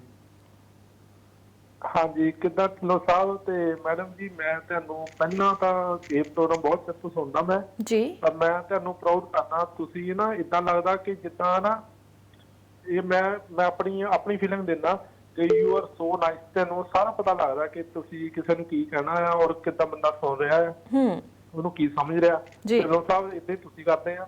ਤੇ ਮੈਂ ਸਿਰਫ ਇਸ ਫੋਨ ਕੀਤਾ, ਮੈਂ ਕੈਨੇਡਾ ਤੋਂ ਹੈਰੀ ਬੋਲਦਾ। ਧੰਨਵਾਦ ਹੈਰੀ ਜੀ। You are so proud, you are so fantastic. ਜੀ ਜੀ ਜੀ, ਧੰਨਵਾਦ ਬਹੁਤ ਬਹੁਤ। ਤੇ ਢਿੱਲੋਂ ਸਾਹਿਬ ਕੀ ਕਹਿਣਾ ਚਾਹੋਗੇ? ਇੱਕ ਹੋਰ ਕਾਲਰ ਸਾਡੇ ਨਾਲ ਜੁੜ ਗਏ ਨੇ ਫਿਰ। ਸਤਿ ਸ਼੍ਰੀ ਅਕਾਲ ਜੀ, ਸਵਾਗਤ ਹੈ ਤੁਹਾਡਾ। ਹੈਲੋ, ਹਾਂਜੀ, ਕਾਲ ਜਿਹੜੀ ਡ੍ਰੌਪ ਹੋ ਗਈ ਹੈ। ਤੇ ਇੱਕ ਵਾਰ ਫਿਰ ਤੋਂ ਮੈਂ ਬੇਨਤੀ ਕਰ ਦਿੰਦੀ ਹਾਂ ਕਿ ਜਦੋਂ ਵੀ ਤੁਸੀਂ ਸਾਡੇ ਨਾਲ ਗੱਲ ਕਰਨੀ ਹੈ, ਤੁਹਾਡਾ ਫੋਨ ਲੱਗ ਜਾਂਦਾ ਤਾਂ ਤੁਸੀਂ ਆਪਣੇ ਟੈਲੀਵਿਜ਼ਨ ਦੀ ਜਿਹੜੀ ਆਵਾਜ਼ ਹੈ ਉਹ ਜ਼ਰੂਰ ਘਟਾ ਦਿਆ ਕਰੋ, ਕਿਉਂਕਿ ਉੱਥੇ ਤੁਹਾਨੂੰ 2-3 ਸੈਕਿੰਡ ਬਾਅਦ ਜਿਹੜੀ ਗੱਲ ਹੈ ਉਹ ਸੁਣਦੀ ਆ। ਅਸੀਂ ਗੱਲ ਜਿਹੜੀ ਪਹਿਲਾਂ ਕਹਿ ਜਾਂਦੇ ਆ। ਇੱਕ ਕਾਲਰ ਸਾਡੇ ਨਾਲ ਜੁੜ ਗਏ ਨੇ। ਸਤਿ ਸ਼੍ਰੀ ਅਕਾਲ ਜੀ, ਸਵਾਗਤ ਹੈ ਜੀ। ਸਤਿ ਸ਼੍ਰੀ ਅਕਾਲ ਮੈਡਮ ਜੀ। ਜੀ ਸਤਿ ਸ਼੍ਰੀ ਅਕਾਲ। ਯਾਦਵਿੰਦਰ ਸਿੰਘ ਨਾਨਸੂ ਬੋਲਦਾ ਜੀ। ਜੀ ਯਾਦਵਿੰਦਰ ਜੀ, ਕੀ ਕਹਿਣਾ ਤੁਹਾਡਾ? ਮੈਂ ਬੇਨਤੀ ਇਹ ਕਰ ਰਿਹਾ ਸੀਗਾ ਜੀ ਵੀ ਜਦੋਂ ਆਪਾਂ ਹਾਈਵੇ ਦੇ ਮਤਲਬ ਠੇਕੇ ਦਿੰਨੇ ਆ ਜੀ ਦੂਜੀਆਂ ਏਜੰਸੀਆਂ ਨੂੰ ਬਣਾਉਣ ਦੇ ਜੀ, ਜਦੋਂ ਉਹ ਆਲੇ ਦੁਆਲੇ ਤੋਂ ਦਰਖਤ ਕੱਟਦੇ ਨੇ ਤਾਂ ਉਹਨਾਂ ਦੀ ਡਿਊਟੀ ਫਿਕਸ ਹੋਣੀ ਚਾਹੀਦੀ ਹੈ ਜੀ, ਵੀ ਪਹਿਲਾਂ ਉਹ ਦਰਖਤ ਲਾਣ ਤੇ ਫੇਰ ਅਗਲਾ ਸੜਕ ਦਾ ਕੰਮ ਸ਼ੁਰੂ ਕਰਨ ਜੀ। ਤੇ ਜਿਹੜੇ ਢਿੱਲੋਂ ਸਾਹਿਬ ਦੱਸ ਰਹੇ ਸੀ ਪੰਚਾਇਤਾਂ ਨੂੰ 550 ਦਰਖਤ ਦਿੱਤੇ ਸੀਗੇ ਗੁਰੂ ਨਾਨਕ ਦੇਵ ਜੀ ਤੇ ਪ੍ਰਕਾਸ਼ ਉਤਸਵ ਤੇ, ਉਹ ਪੰਚਾਇਤਾਂ ਦੀ ਡਿਊਟੀਆਂ ਫਿਕਸ ਕਰਨੀਆਂ ਚਾਹੀਦੀਆਂ ਸੀਗੀਆਂ ਜੀ। ਘੱਟੋ ਘੱਟ 200-300 ਦਰਖਤ ਤਾਂ ਜੀ ਬਚਦੇ ਹਰੇਕ ਪਿੰਡ 'ਚ। ਤੇ ਇਹ ਜਿਹੜਾ ਆਪਣੇ ਬਾਕੀ 3-3.5% ਤੋਂ ਵੱਧ ਨਹੀਂ ਹੈਗਾ ਜੀ ਜਿਹੜਾ ਆਪਣਾ ਜੰਗਲਾਂ ਦਾ, ਤੇ ਇਹ ਬਹੁਤ ਨੁਕਸਾਨ ਹੋ ਰਿਹਾ ਔਰ ਬਾਕੀ ਸਾਰੀ ਲੁਕਾਈ ਦੀ ਨੁਕਸਾਨ ਹੋ ਰਿਹਾ। ਇਹ ਸਾਡੇ ਲੋਕਾਂ ਨੂੰ ਵੀ ਸੋਚਣਾ ਚਾਹੀਦਾ ਵੀ ਅਸੀਂ ਜਿੱਥੇ ਵੀ ਮਾੜੀਆਂ ਮੋਟੀਆਂ ਕੋਈ ਵਿਹਲੀਆਂ ਜਗ੍ਹਾ ਨੇ ਆਪਾਂ ਉੱਥੇ ਦਰਖਤ ਲਾਈਏ ਜੀ। ਤੇ ਦਰਖਤਾਂ ਦਾ ਜਿਵੇਂ ਰਾਜਸਥਾਨ 'ਚ ਇੱਕ ਪਿੰਡ ਆ ਜੀ, ਉੱਥੇ ਉਹਨਾਂ ਨੇ ਮੇਰਾ ਖਿਆਲ ਸਾਰੇ ਡਿਸਟ੍ਰਿਕਟ 'ਚ ਕਮਾਲ ਕਰੀ ਪਈ ਆ ਵੀ ਉਹਨਾਂ ਦੇ ਧੀ ਦੇ ਜੰਮਣ ਤੇ ਹੀ ਦਰਖਤ ਲਾਉਂਦੇ ਨੇ ਜੀ। ਤੇ ਸਾਡੇ ਲੋਕਾਂ ਨੂੰ ਵੀ ਇਸ ਤਰ੍ਹਾਂ ਕੋਈ ਨਾ ਕੋਈ ਇਹ ਸਕੀਮਾਂ ਚਲਾਉਣੀ ਚਾਹੀਦੀਆਂ, ਸਰਕਾਰਾਂ ਦੇ ਡਿਪੈਂਡ ਨਹੀਂ ਰਹਿਣਾ ਚਾਹੀਦਾ ਜੀ। ਲੋਕਾਂ ਨੂੰ ਆਪ ਸਚੇਤ ਹੋਣਾ ਚਾਹੀਦਾ ਜੀ। ਧੰਨਵਾਦ ਜੀ। ਜੀ ਬਹੁਤ ਬਹੁਤ ਧੰਨਵਾਦ। ਅਗਲੇ ਕਾਲਰ, ਸਤਿ ਸ਼੍ਰੀ ਅਕਾਲ ਜੀ, ਸਵਾਗਤ ਹੈ ਜੀ ਤੁਹਾਡਾ। ਵਾਹਿਗੁਰੂ ਜੀ। ਵਾਹਿਗੁਰੂ ਜੀ ਕਾ ਖਾਲਸਾ ਜੀ ਫਤਿਹ ਜੀ। ਹਾਂਜੀ, ਬੀਬਾ ਜੀ ਤੇ ਢਿੱਲੋਂ ਸਾਹਿਬ ਜੀ, ਆਪ ਜੀ ਨੂੰ ਤੇ ਸਰੋਤਿਆਂ ਨੂੰ ਪਰੇ ਸਤਿ ਸ਼੍ਰੀ ਅਕਾਲ ਜੀ। ਸਤਿ ਸ਼੍ਰੀ ਅਕਾਲ ਤੁਹਾਨੂੰ ਵੀ। ਸੇਖੋ ਸਾਹਿਬ, ਕੀ ਕਹਿਣਾ ਤੁਹਾਡਾ? ਢਿੱਲੋਂ ਸਾਹਿਬ ਮਾਫ ਕਰਨਾ, ਮੈਂ ਥੋੜਾ ਜਿਹਾ ਪਾਸੇ ਹੋ ਕੇ ਪਾਸੇ ਗੱਲ ਕਰਨੀ, ਪਾਸੇ ਆਪਣੇ ਗੱਲ ਚੱਲਦੀ ਹੈ ਤੂੰ ਜੀ। ਮੈਂ ਗੱਲ ਕਰਨੀ ਆ ਜੀ, ਸੁਖਬੀਰ ਸਿੰਘ ਜਿਹੜਾ ਬਾਦਲ ਹੈ, ਇਹਨਾਂ ਨੇ ਪਛਾਣ ਦਿੱਤੀ ਹੈ ਗੁਰੂ ਸਾਹਿਬ ਦੇ ਮੁਕਾਬਲੇ 'ਚ ਸੌਦਾ ਸਾਧ ਨੂੰ। ਉਹਦੇ ਬਾਰੇ ਵਿਚਾਰ ਚੱਲਦੀ ਲੋਕਾਂ ਦੀ ਬਹੁਤ, ਇੱਥੇ ਵੀ ਚੱਲਦੀ ਹੈ ਕੈਨੇਡਾ 'ਚ ਵੀ। ਤੇ ਤੁਹਾਡਾ ਇਸ ਬਾਰੇ ਕੀ ਵਿਚਾਰ ਆ? ਵੀ ਉਹ ਮਤਲਬ ਬੋਲਿਆ ਵੀ ਕੋਈ ਨਹੀਂ ਪਰਿਵਾਰ ਦਾ ਮੈਂਬਰ ਨਾਮ ਉਹ ਹੈਗਾ ਜੀ ਆਪਣੇ ਕੋਲੇ ਮੁੱਦਾ, ਅਗਲੇ ਸੈਗਮੈਂਟ 'ਚ ਕਰਾਂਗੇ। ਹਾਂਜੀ, ਅਗਲੇ ਸੈਗਮੈਂਟ 'ਚ ਕਰੂੰਗਾ ਜੀ ਗੱਲ ਇਸ ਤੇ। ਹੈਗਾ ਇਹ ਸਾਡੀ ਲਿਸਟ 'ਚ ਹੈਗਾ ਜੀ। ਤੇ ਇੱਕ ਢਿੱਲੋਂ ਸਾਹਿਬ ਨੇ ਨੰਬਰ ਦੇ ਦਿੱਤਾ ਪਾਰਸਲ ਕਦੇ ਲੋੜ ਪੈ ਕਰਨ ਦੀ 98146 ਜੀ 08286। ਤੇ ਅਸੀਂ ਇੱਕ ਵਾਰ ਢਿੱਲੋਂ ਸਾਹਿਬ, ਤੁਸੀਂ ਆਪਾਂ ਜੋ YouTube ਤੇ ਪਾਉਂਦੇ ਆ ਪ੍ਰੋਗਰਾਮ, ਤਾਂ ਉੱਥੇ ਵੀ ਆਪਣਾ ਨੰਬਰ ਜਿਹੜਾ ਆਪਾਂ ਤੁਹਾਡਾ ਦੇ ਦੇਵਾਂਗੇ ਤਾਂ ਕਿ ਸਾਰੇ ਜਿਹੜੇ ਦਰਸ਼ਕ ਨੇ ਉਹ ਆਪਣਾ ਫੋਨ ਦੇ ਵਿੱਚ ਨੰਬਰ ਸੇਵ ਕਰ ਲੈਣਗੇ। ਪਿਛਲੀ ਵਾਰੀ ਦਿੱਤਾ ਸੀ ਜੀ, ਬਹੁਤ ਸਾਰੇ ਸਤਿਕਾਰਯੋਗ ਦਰਸ਼ਕਾਂ ਦੇ ਫੋਨ ਆਏ, ਗੱਲ ਕੀਤੀ। ਬਹੁਤ ਉੱਚ ਕੋਟੀ ਦੇ ਵਿਚਾਰਾਂ ਵਾਲੇ ਸੱਜਣਾ ਨੇ ਕੁਝ ਸੁਝਾਅ ਵੀ ਦਿੱਤੇ ਕਿ ਇਸ ਪ੍ਰੋਗਰਾਮ ਨੂੰ ਹੋਰ ਰੌਚਕ ਕੀਤਾ ਜਾ ਸਕਦਾ ਹੈ। ਮੈਂ ਫਿਰ ਕਹਿ ਦਿਆਂ ਕਿ ਕਈ ਵਾਰ ਜਿਹੜੀ ਕਿਸੇ ਨੂੰ ਮਾਹਵਾਦੀ, ਕਿਸੇ ਨੂੰ ਸਵਾਦੀ, ਅਸੀਂ ਡਾਟਾ ਆਧਾਰਿਤ ਗੱਲ ਕਰਨੀ ਹੈ। ਡਾਟਿਆਂ ਤੋਂ ਬਾਹਰ ਕਦੇ ਵੀ ਨਹੀਂ ਜਾਂਦੇ। ਡਾਟਾ ਆਧਾਰਿਤ ਦੇ ਵਿੱਚ ਕਈ ਵਾਰੀ ਗੱਲ ਕਿਸੇ ਦੇ ਖਿਲਾਫ ਵੀ ਹੋ ਸਕਦੀ ਹੈ, ਪਰ ਅਸੀਂ ਹਮੇਸ਼ਾ ਡਾਟਿਆਂ ਦੇ ਆਧਾਰ 'ਤੇ, ਅੰਕੜਾ ਆਧਾਰਿਤ ਗੱਲ ਕਰਦੇ ਹਾਂ। ਆ ਸਾਡੇ ਬਹੁਤ ਸਾਰੇ ਜਿਹੜੇ ਕਾਲਰ ਸਾਹਿਬ ਨੇ ਗੱਲ ਕੀਤੀ ਸੀਗੀ ਕਿ ਅਸੀਂ ਇੱਕ ਅਹਿਦ ਕਿਉਂ ਨਹੀਂ ਕਰਦੇ। ਅਸੀਂ ਆਪਣੇ ਪਿੰਡਾਂ ਦੇ ਵਿੱਚ, ਮੁਹੱਲਿਆਂ ਦੇ ਵਿੱਚ ਲਾਈਏ ਕਿ ਇੱਥੇ ਵੋਟ ਬਦਲੇ ਕਿਸੇ ਤੋਂ ਨਾ ਸ਼ਰਾਬ ਲਈ ਜਾਊਗੀ, ਨਾ ਕੋਈ ਨਸ਼ਾ ਲਿਆ ਜਾਊਗਾ, ਨਾ ਪੈਸੇ ਲਏ ਜਾਣਗੇ। ਆਪਣੇ ਪਿੰਡਾਂ ਤੋਂ ਜੇ ਆਪਾਂ ਸੁਧਾਰ ਸ਼ੁਰੂ ਕਰ ਦਿਆਂਗੇ ਤਾਂ ਬਹੁਤ ਹੋ ਜਾਣਾ ਹੈ। ਜੇ ਇੱਕ ਨਾਨਸੂ ਸਾਹਿਬ ਨੇ ਗੱਲ ਕੀਤੀ ਸੀ ਜੰਗਲਾਤ ਬਾਰੇ, ਮੈਂ 2006 ਦੇ ਵਿੱਚ ਪਟਿਆਲੇ ਦੇ ਵਿੱਚ ਹੀ ਇੱਕ ਬਹੁਤ ਵੱਡੀ ਮੀਟਿੰਗ ਹੋਈ ਸੀ ਅਧਿਕਾਰੀਆਂ ਦੀ। ਉੱਥੇ 2 ਸੁਝਾਅ ਦਿੱਤੇ ਸੀ ਕਿ 6ਵੀਂ ਜਮਾਤ ਤੋਂ ਆਵਾਜਾਈ ਤੇ ਜੰਗਲਾਤ, ਵਾਤਾਵਰਨ, ਇਸ ਨੂੰ ਇੱਕ ਵਿਸ਼ੇ ਦੇ ਤੌਰ ਤੇ ਪੜ੍ਹਾਇਆ ਜਾਵੇ। ਜਿਹੜਾ ਬੱਚਾ 6ਵੀਂ ਤੋਂ ਵਿਸ਼ਾ ਪੜ੍ਹੇਗਾ ਔਰ ਦਰਖਤ ਲਾਏਗਾ, ਤੁਸੀਂ 6ਵੀਂ ਦੇ ਬੂਟੇ ਦਾ 6ਵੀਂ ਦੇ ਵਿਅਕਤੀ ਨੂੰ ਬੂਟਾ ਲਵਾ ਦਿਓ, ਜਦੋਂ 10ਵੀਂ 'ਚ ਜਾਵੇ ਉਹਨੂੰ ਨੰਬਰ ਦਿੱਤੇ ਜਾਣ। ਜਿਹਦਾ ਵਧੀਆ ਬੂਟਾ ਹੋਏਗਾ 5 ਸਾਲ 'ਚ ਲਾਇਆ ਹੋਇਆ ਬੂਟਾ ਦਰਖਤ ਰੂਪ ਧਾਰਨ ਕਰ ਜਾਵੇਗਾ, ਭਾਵੇਂ ਉਹ ਕਿਤੇ ਵੀ ਲਾ ਲੇ, ਘਰ 'ਚ ਲਿਜਾ ਕੇ ਲਾ ਲੇ, ਸਕੂਲ 'ਚ ਲਾ ਲੇ, ਖੇਤ 'ਚ ਲਾ ਲੇ, ਕਿਤੇ ਵੀ ਲਾ ਲੇ। ਜੇ ਆਪਾਂ ਇਸ ਤਰੀਕੇ ਦੇ ਨਾਲ ਬੂਟੇ ਲਾਈਏ, ਬੂਟੇ ਲਾਉਣੇ ਉਨੇ ਜ਼ਰੂਰੀ ਨਹੀਂ, ਬੂਟੇ ਲਾ ਕੇ ਉਹਨਾਂ ਨੂੰ ਪਾਲਣਾ ਬਹੁਤ ਜ਼ਰੂਰੀ ਹੈ। ਸਭ ਤੋਂ ਵੱਡੀ ਗੱਲ ਹੈ ਕਿ ਅਸੀਂ ਕਿਸੇ ਤਰੀਕੇ ਦੇ ਨਾਲ ਉਹਨਾਂ ਨੂੰ, ਕਿਸੇ ਨੇ ਅਜੇ ਤੱਕ 14 ਸਾਲ ਹੋ ਗਏ ਇਹ ਸੁਝਾਅ ਦਿੱਤੇ ਨੂੰ, ਲਿਖਤੀ ਰੂਪ ਦੇ ਵਿੱਚ ਸੁਝਾਅ ਦਿੱਤਾ ਸੀ, ਕਿਸੇ ਦੇ ਕੰਨ ਤੇ ਜੂੰ ਨਹੀਂ ਸਰਕੀ। ਮਤਲਬ ਉਦੋਂ ਬਾਅਦ ਪਿਛਲੀ ਸਰਕਾਰ ਸਰਦਾਰ ਬਾਦਲ ਦੀ ਸਰਕਾਰ 10 ਸਾਲ ਆ ਗਈ, 3.5 ਸਾਲ ਇਹਨਾਂ ਦੇ ਹੋ ਗਏ, 14 ਸਾਲ ਹੋ ਗਏ ਨੇ, ਕਿਸੇ ਨੇ ਮਤਲਬ ਉਸ ਪਾਸੇ ਵੱਲ ਧਿਆਨ ਦੇਣ ਦਾ ਯਤਨ ਹੀ ਨਹੀਂ ਕੀਤਾ। ਜਿਹੜਾ ਵਿਅਕਤੀ ਲੋਕਾਂ ਦੀ ਗੱਲ ਕਰਦਾ, ਲੋਕ ਲਭਾਊ ਗੱਲ ਕਰਦਾ, ਲੋਕਾਂ ਦੇ ਹੱਕ ਦੀ ਗੱਲ ਕਰਦਾ, ਉਹ ਇਹਨਾਂ ਦੇ ਕੰਨਾਂ 'ਚ ਨਹੀਂ ਪੈਂਦੀ। ਇਹਨਾਂ ਨੇ ਸਾਰੀਆਂ ਨੀਤੀਆਂ ਉਹ ਬਣਾਉਣੀਆਂ ਨੇ ਜਿਹਦੇ ਨਾਲ ਇਹਨਾਂ ਦੇ ਆਪਣੇ ਫਾਇਦੇ ਹੁੰਦੇ ਹੋਣ। ਲੋਕ ਭਾਵੇਂ ਠੱਠੇ ਖੂਹ ਦੇ ਵਿੱਚ ਜਾ ਕੇ ਡਿੱਗਣ, ਉਸ ਤਰ੍ਹਾਂ ਦੀ ਗੱਲ ਨਹੀਂ ਕੀਤੀ ਜਾਂਦੀ। ਜੀ ਨਵਦੀਪ ਜੀ, ਤੇ ਕਾਲਰ ਨੇ ਸਾਡੇ ਨਾਲ ਜੁੜ ਚੁੱਕੇ ਨੇ। ਸਤਿ ਸ਼੍ਰੀ ਅਕਾਲ ਜੀ, ਸਵਾਗਤ ਹੈ ਜੀ ਤੁਹਾਡਾ। ਹੈਲੋ, ਸਤਿ ਸ਼੍ਰੀ ਅਕਾਲ ਜੀ ਭਾਜੀ। ਸਤਿ ਸ਼੍ਰੀ ਅਕਾਲ ਜੀ ਭਾਈ ਸਾਹਿਬ। ਹਾਂਜੀ ਭਾਜੀ, ਕਿੱਦਾਂ ਵਧੀਆ? ਮੈਂ ਸੁਣਦਾ ਪ੍ਰੋਗਰਾਮ ਵਧੀਆ ਤੁਹਾਡਾ ਜੀ, ਧੰਨਵਾਦ।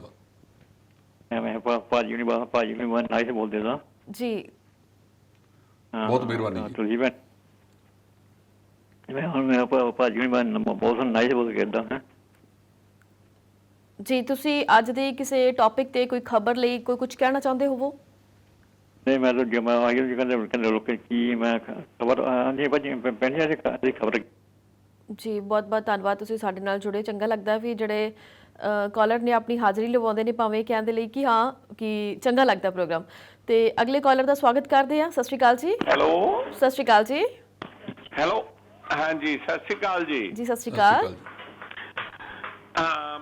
ਮੇਰਾ ਸਵਾਲ ਸੀਗਾ ਜੀ ਕਿ 4-5 ਦਿਨ ਜਾਂ 6 ਦਿਨ ਪਹਿਲਾਂ ਇੱਕ ਖਬਰ ਆਈ ਸੀ ਵੀ ਮੱਧ ਪ੍ਰਦੇਸ਼ ਤੋਂ ਉਹਨੂੰ ਸੁਧੀਰ ਸੂਰੀ ਨੂੰ ਅਰੈਸਟ ਕਰ ਲਿਆ ਜੀ, ਤੇ ਉਹਦੀ ਅੱਗੇ ਕੋਈ ਅਪਡੇਟ ਨਹੀਂ ਆਈ ਵੀ ਉਹਨੂੰ ਕਿਤੇ ਲਿਆ ਕੇ ਅਦਾਲਤ 'ਚ ਪੇਸ਼ ਕੀਤਾ ਜਾਂ ਉਹ ਮਤਲਬ ਪੁਲਿਸ ਰਿਮਾਂਡ ਤੇ ਗਿਆ ਜਾਂ ਜੇਲ੍ਹ 'ਚ ਗਿਆ ਜਾਂ ਕੁਝ ਨਹੀਂ ਕੀਤਾ ਜੀ, ਉਹ ਜੇਲ੍ਹ 'ਚ ਭੇਜਤਾ। ਹਾਂਜੀ, ਉਹ ਜੇਲ੍ਹ ਭੇਜਤਾ ਜੀ, ਜੇਲ੍ਹ ਭੇਜਤਾ ਇੱਥੇ ਲਿਆ ਕੇ ਅੰਮ੍ਰਿਤਸਰ ਦੇ ਵਿੱਚ। ਉਹ ਪੁਲਿਸ ਰਿਮਾਂਡ ਤੇ ਰਿਮਾਂਡ ਨਹੀਂ ਦਿੱਤਾ ਉਹਦਾ? ਇਹ ਤਾਂ ਹੁਣ ਅਧਿਕਾਰੀ ਦੱਸ ਸਕਦੇ ਜੀ, ਪਰ ਉਹ ਜੇਲ੍ਹ 'ਚ ਆਉਣਾ ਇਸ ਵੇਲੇ।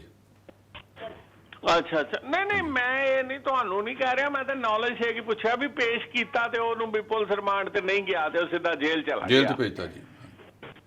ਓਕੇ ਜੀ, ਓਕੇ, ਧੰਨਵਾਦ ਜੀ, ਧੰਨਵਾਦ। ਵਧੀਆ ਪ੍ਰੋਗਰਾਮ ਦੇ ਰਹੇ ਹੋ, ਸ਼ੁਕਰੀਆ ਤੁਹਾਡਾ ਜੀ, ਮਿਹਰਬਾਨੀ ਜੀ। ਤੇ ਚੰਗਾ ਲੱਗਦਾ ਤੁਸੀਂ ਸਾਡੇ ਨਾਲ ਜੁੜੇ ਹੋ ਤੇ ਬਹੁਤ ਸਾਰੇ ਸਵਾਲ ਵੀ ਕਰਦੇ ਹੋ ਤੇ ਖਬਰਾਂ ਤੇ ਵੀ ਆਪਣਾ ਪੱਖ ਰੱਖਦੇ ਹੋ।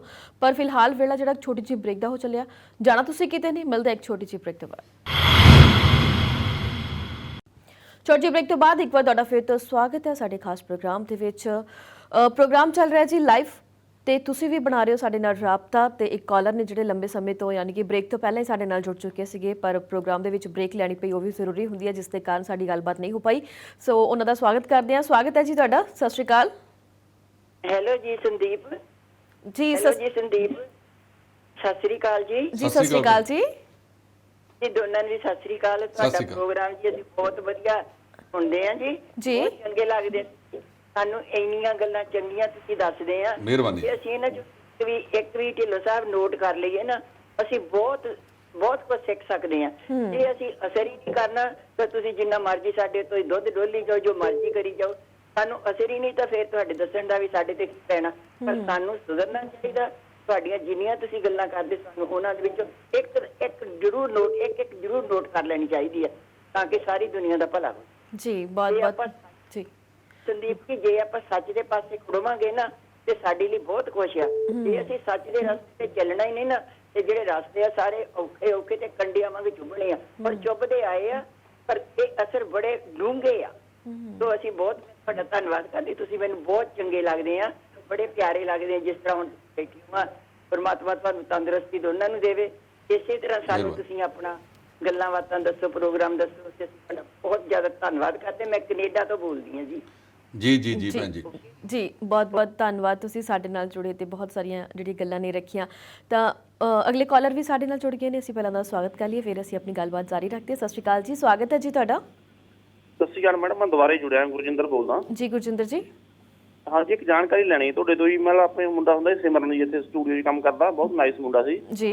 ਉਹ ਅੱਜ ਕੱਲ੍ਹ ਕਿੱਧਰ ਮੂਵ ਕਰ ਗਏ, ਕਿਤੇ ਹੋਰ ਚਲੇ ਗਏ? ਨਹੀਂ, ਕਿਤੇ ਹੋਰ ਨਹੀਂ ਚਲੇ ਗਏ ਜੀ, ਉਹ ਵੀ ਸਾਡੇ ਨਾਲ ਹੀ ਨੇ। ਤਾਂ ਵੱਖੋ ਵੱਖਰੀਆਂ ਜਿਹੜੀਆਂ ਡਿਊਟੀਆਂ ਨੇ ਤੁਹਾਨੂੰ ਪਤਾ ਕਿ ਉਹ ਨਿਭਾਉਣੀਆਂ ਪੈਂਦੀਆਂ ਨੇ। ਤਾਂ ਫਿਲਹਾਲ ਉਹ ਤੁਹਾਡੇ ਜਿਹੜੇ ਹੋਰ ਕੰਮ ਤੇ ਲੱਗੇ ਹੋਏ ਨੇ, ਇਸ ਲਈ ਉਹ ਉਧਰਲੀ ਸਾਈਡ ਲੱਗੇ ਹੋਏ ਨੇ ਜੀ। ਤੇ ਧੰਨਵਾਦ। ਅਗਲੀ ਕਾਲਰ ਵੀ ਜੁੜ ਗਏ ਨੇ ਜੀ। ਸਤਿ ਸ਼੍ਰੀ ਅਕਾਲ ਜੀ, ਸਵਾਗਤ ਹੈ ਜੀ ਤੁਹਾਡਾ।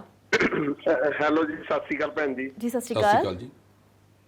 ਢਿੱਲੋਂ ਸਾਹਿਬ ਸਤਿ ਸ਼੍ਰੀ ਅਕਾਲ। ਸਤਿ ਸ਼੍ਰੀ ਅਕਾਲ ਭਾਈ ਜੀ। ਮੈਂ ਮੁੱਦੇ ਤੋਂ ਥੋੜਾ ਜਿਹਾ ਮੈਂ ਜਾਣੂ ਨਹੀਂ, ਪਰ ਮੈਂ ਹੱਟ ਕੇ ਗੱਲ ਥੋੜੀ ਜਿਹੀ ਕਰਨੀ ਚਾਹੁੰਦਾ। ਪਰ ਜਿਹੜਾ ਅੱਜ ਦੇ ਟਾਈਮ ਦੇ ਵਿੱਚ ਜਿਹੜੀਆਂ ਸਾਡੀਆਂ ਬੀਬੀਆਂ ਜਾਂ ਭੈਣਾਂ ਗੱਡੀਆਂ ਦੇ ਵਿੱਚ ਬੱਚਿਆਂ ਨੂੰ ਜਨਮ ਦੇ ਰਹੀਆਂ, ਸਾਰੀ ਸਰਕਾਰ ਨੂੰ ਡੁੱਬ ਕੇ ਮਰ ਜਾਣਾ ਚਾਹੀਦਾ, ਹਸਪੀਟਲ ਵਾਲਿਆਂ ਨੂੰ।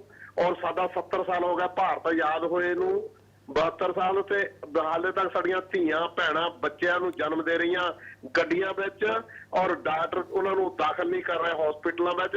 ਇਹ ਨਮੋਸ਼ੀ ਆ, ਬਹੁਤ ਜ਼ਿਆਦਾ ਸ਼ਰਮ ਵਾਲੀ ਗੱਲ ਆ। 70 ਸਾਲ ਹੋ ਗਏ, ਬੁੱਤ ਤਾਂ ਲਾ ਲੈ 300 ਕਰੋੜ ਦੇ ਪਿੱਤਲ ਦੇ ਜਾਂ ਦੂਏ ਤਾਂਬੇ ਦੇ ਲਾ ਲੈ, ਪਰ ਕਿਸੇ ਨੂੰ ਹਸਪੀਟਲ ਨਹੀਂ ਬਣਾ ਸਕੇ। ਇਹ ਬਹੁਤ ਮਾੜੀ ਗੱਲ ਹੈ। ਨਾਲ ਲੱਗਦੀ ਮੈਂ ਗੱਲ ਕਹੂੰਗਾ ਸਾਡੇ ਦਲਿਤ ਭਰਾਵਾਂ ਲਈ ਤੇ ਬਾਲਮੀਕਿਆ ਸਮਾਜ ਲਈ, ਬਾਲਮੀਕਿਆ ਭਾਈਚਾਰੇ ਲਈ ਇਕੱਠੇ ਹੋਣ, ਆਪਣੀ ਜਾਗਰਤੀ ਪੈਦਾ ਕਰਨ। ਪੰਜਾਬ ਦੇ ਵਿੱਚ 35% ਆ ਜਿਹੜੇ ਧਾਂਦਲੀਆਂ ਹੋ ਰਹੀਆਂ, ਇਹਨਾਂ ਨੂੰ ਵੋਟਾਂ ਲੈ ਲੈਂਦੇ ਹੁੰਦੇ ਮੌਕੇ ਤੇ ਇਕੱਠੇ ਕਰਕੇ, ਜਾਂ ਮਾੜਾ ਜਿਹਾ ਵੋਟਾਂ ਦੇ ਟਾਈਮ ਤੇ ਬੋਲ ਪੈਂਦੇ ਆ। ਬਾਲਮੀਕਿਆ ਭਾਈਚਾਰਾ, ਦਲਿਤ ਭਾਈਚਾਰਾ ਇਕੱਠਾ ਹੋਵੇ, ਇਕੱਠੇ ਹੋ ਕੇ ਆਪਣੀ ਜਾਗਰਤੀ ਦਿਮਾਗ 'ਚ ਰੱਖੋ ਥੋੜਾ ਜਿਹਾ। ਤੁਸੀਂ ਵੀ ਪੰਜਾਬ ਵਿੱਚ ਵੱਸਦੇ ਆ, ਔਰ ਤੁਸੀਂ ਕਿਉਂ ਸੁੱਤੇ ਪਏ ਆ? ਸਾਰੇ ਖੜੇ ਹੋਵੋ, ਉੱਠ ਕੇ ਆਪਣੀ ਲਹਿਰ ਪੈਦਾ ਕਰੋ। ਸਿੱਧੂ ਨੂੰ ਦਿਓ ਥੋੜਾ ਜਿਹਾ ਪ੍ਰਭਾਵ, ਜਿੰਨਾ ਵੀ ਆ ਸਿੱਧੂ ਨੂੰ ਦੇ ਸਕਦੇ ਆ। ਇਹੀ ਕੋ ਪੰਜਾਬ ਨੂੰ ਸੰਭਾਲ ਸਕਦੇ ਆ। ਹਾਲੇ ਤੱਕ ਸੁਖਬੀਰ ਬਾਦਲ ਹੁਣੀ ਔਰ ਰਾਮ ਰਹੀਮ ਦੇ ਚੋਲੇ ਦੇ ਦੌਰੇ ਆ, ਏਦਾਂ ਦੇ ਪਹਿਲਾਂ ਕੁੱਤੇ ਬੰਦੇ ਦੇ ਚੋਲਾ ਪਵਾਇਆ। ਪਰ ਸੁਖਬੀਰ ਬਾਦਲ ਨੇ ਕਿੰਨੀ ਕੋਈ ਪ੍ਰਧਾਨਗੀ ਲੈਣੀ ਆ?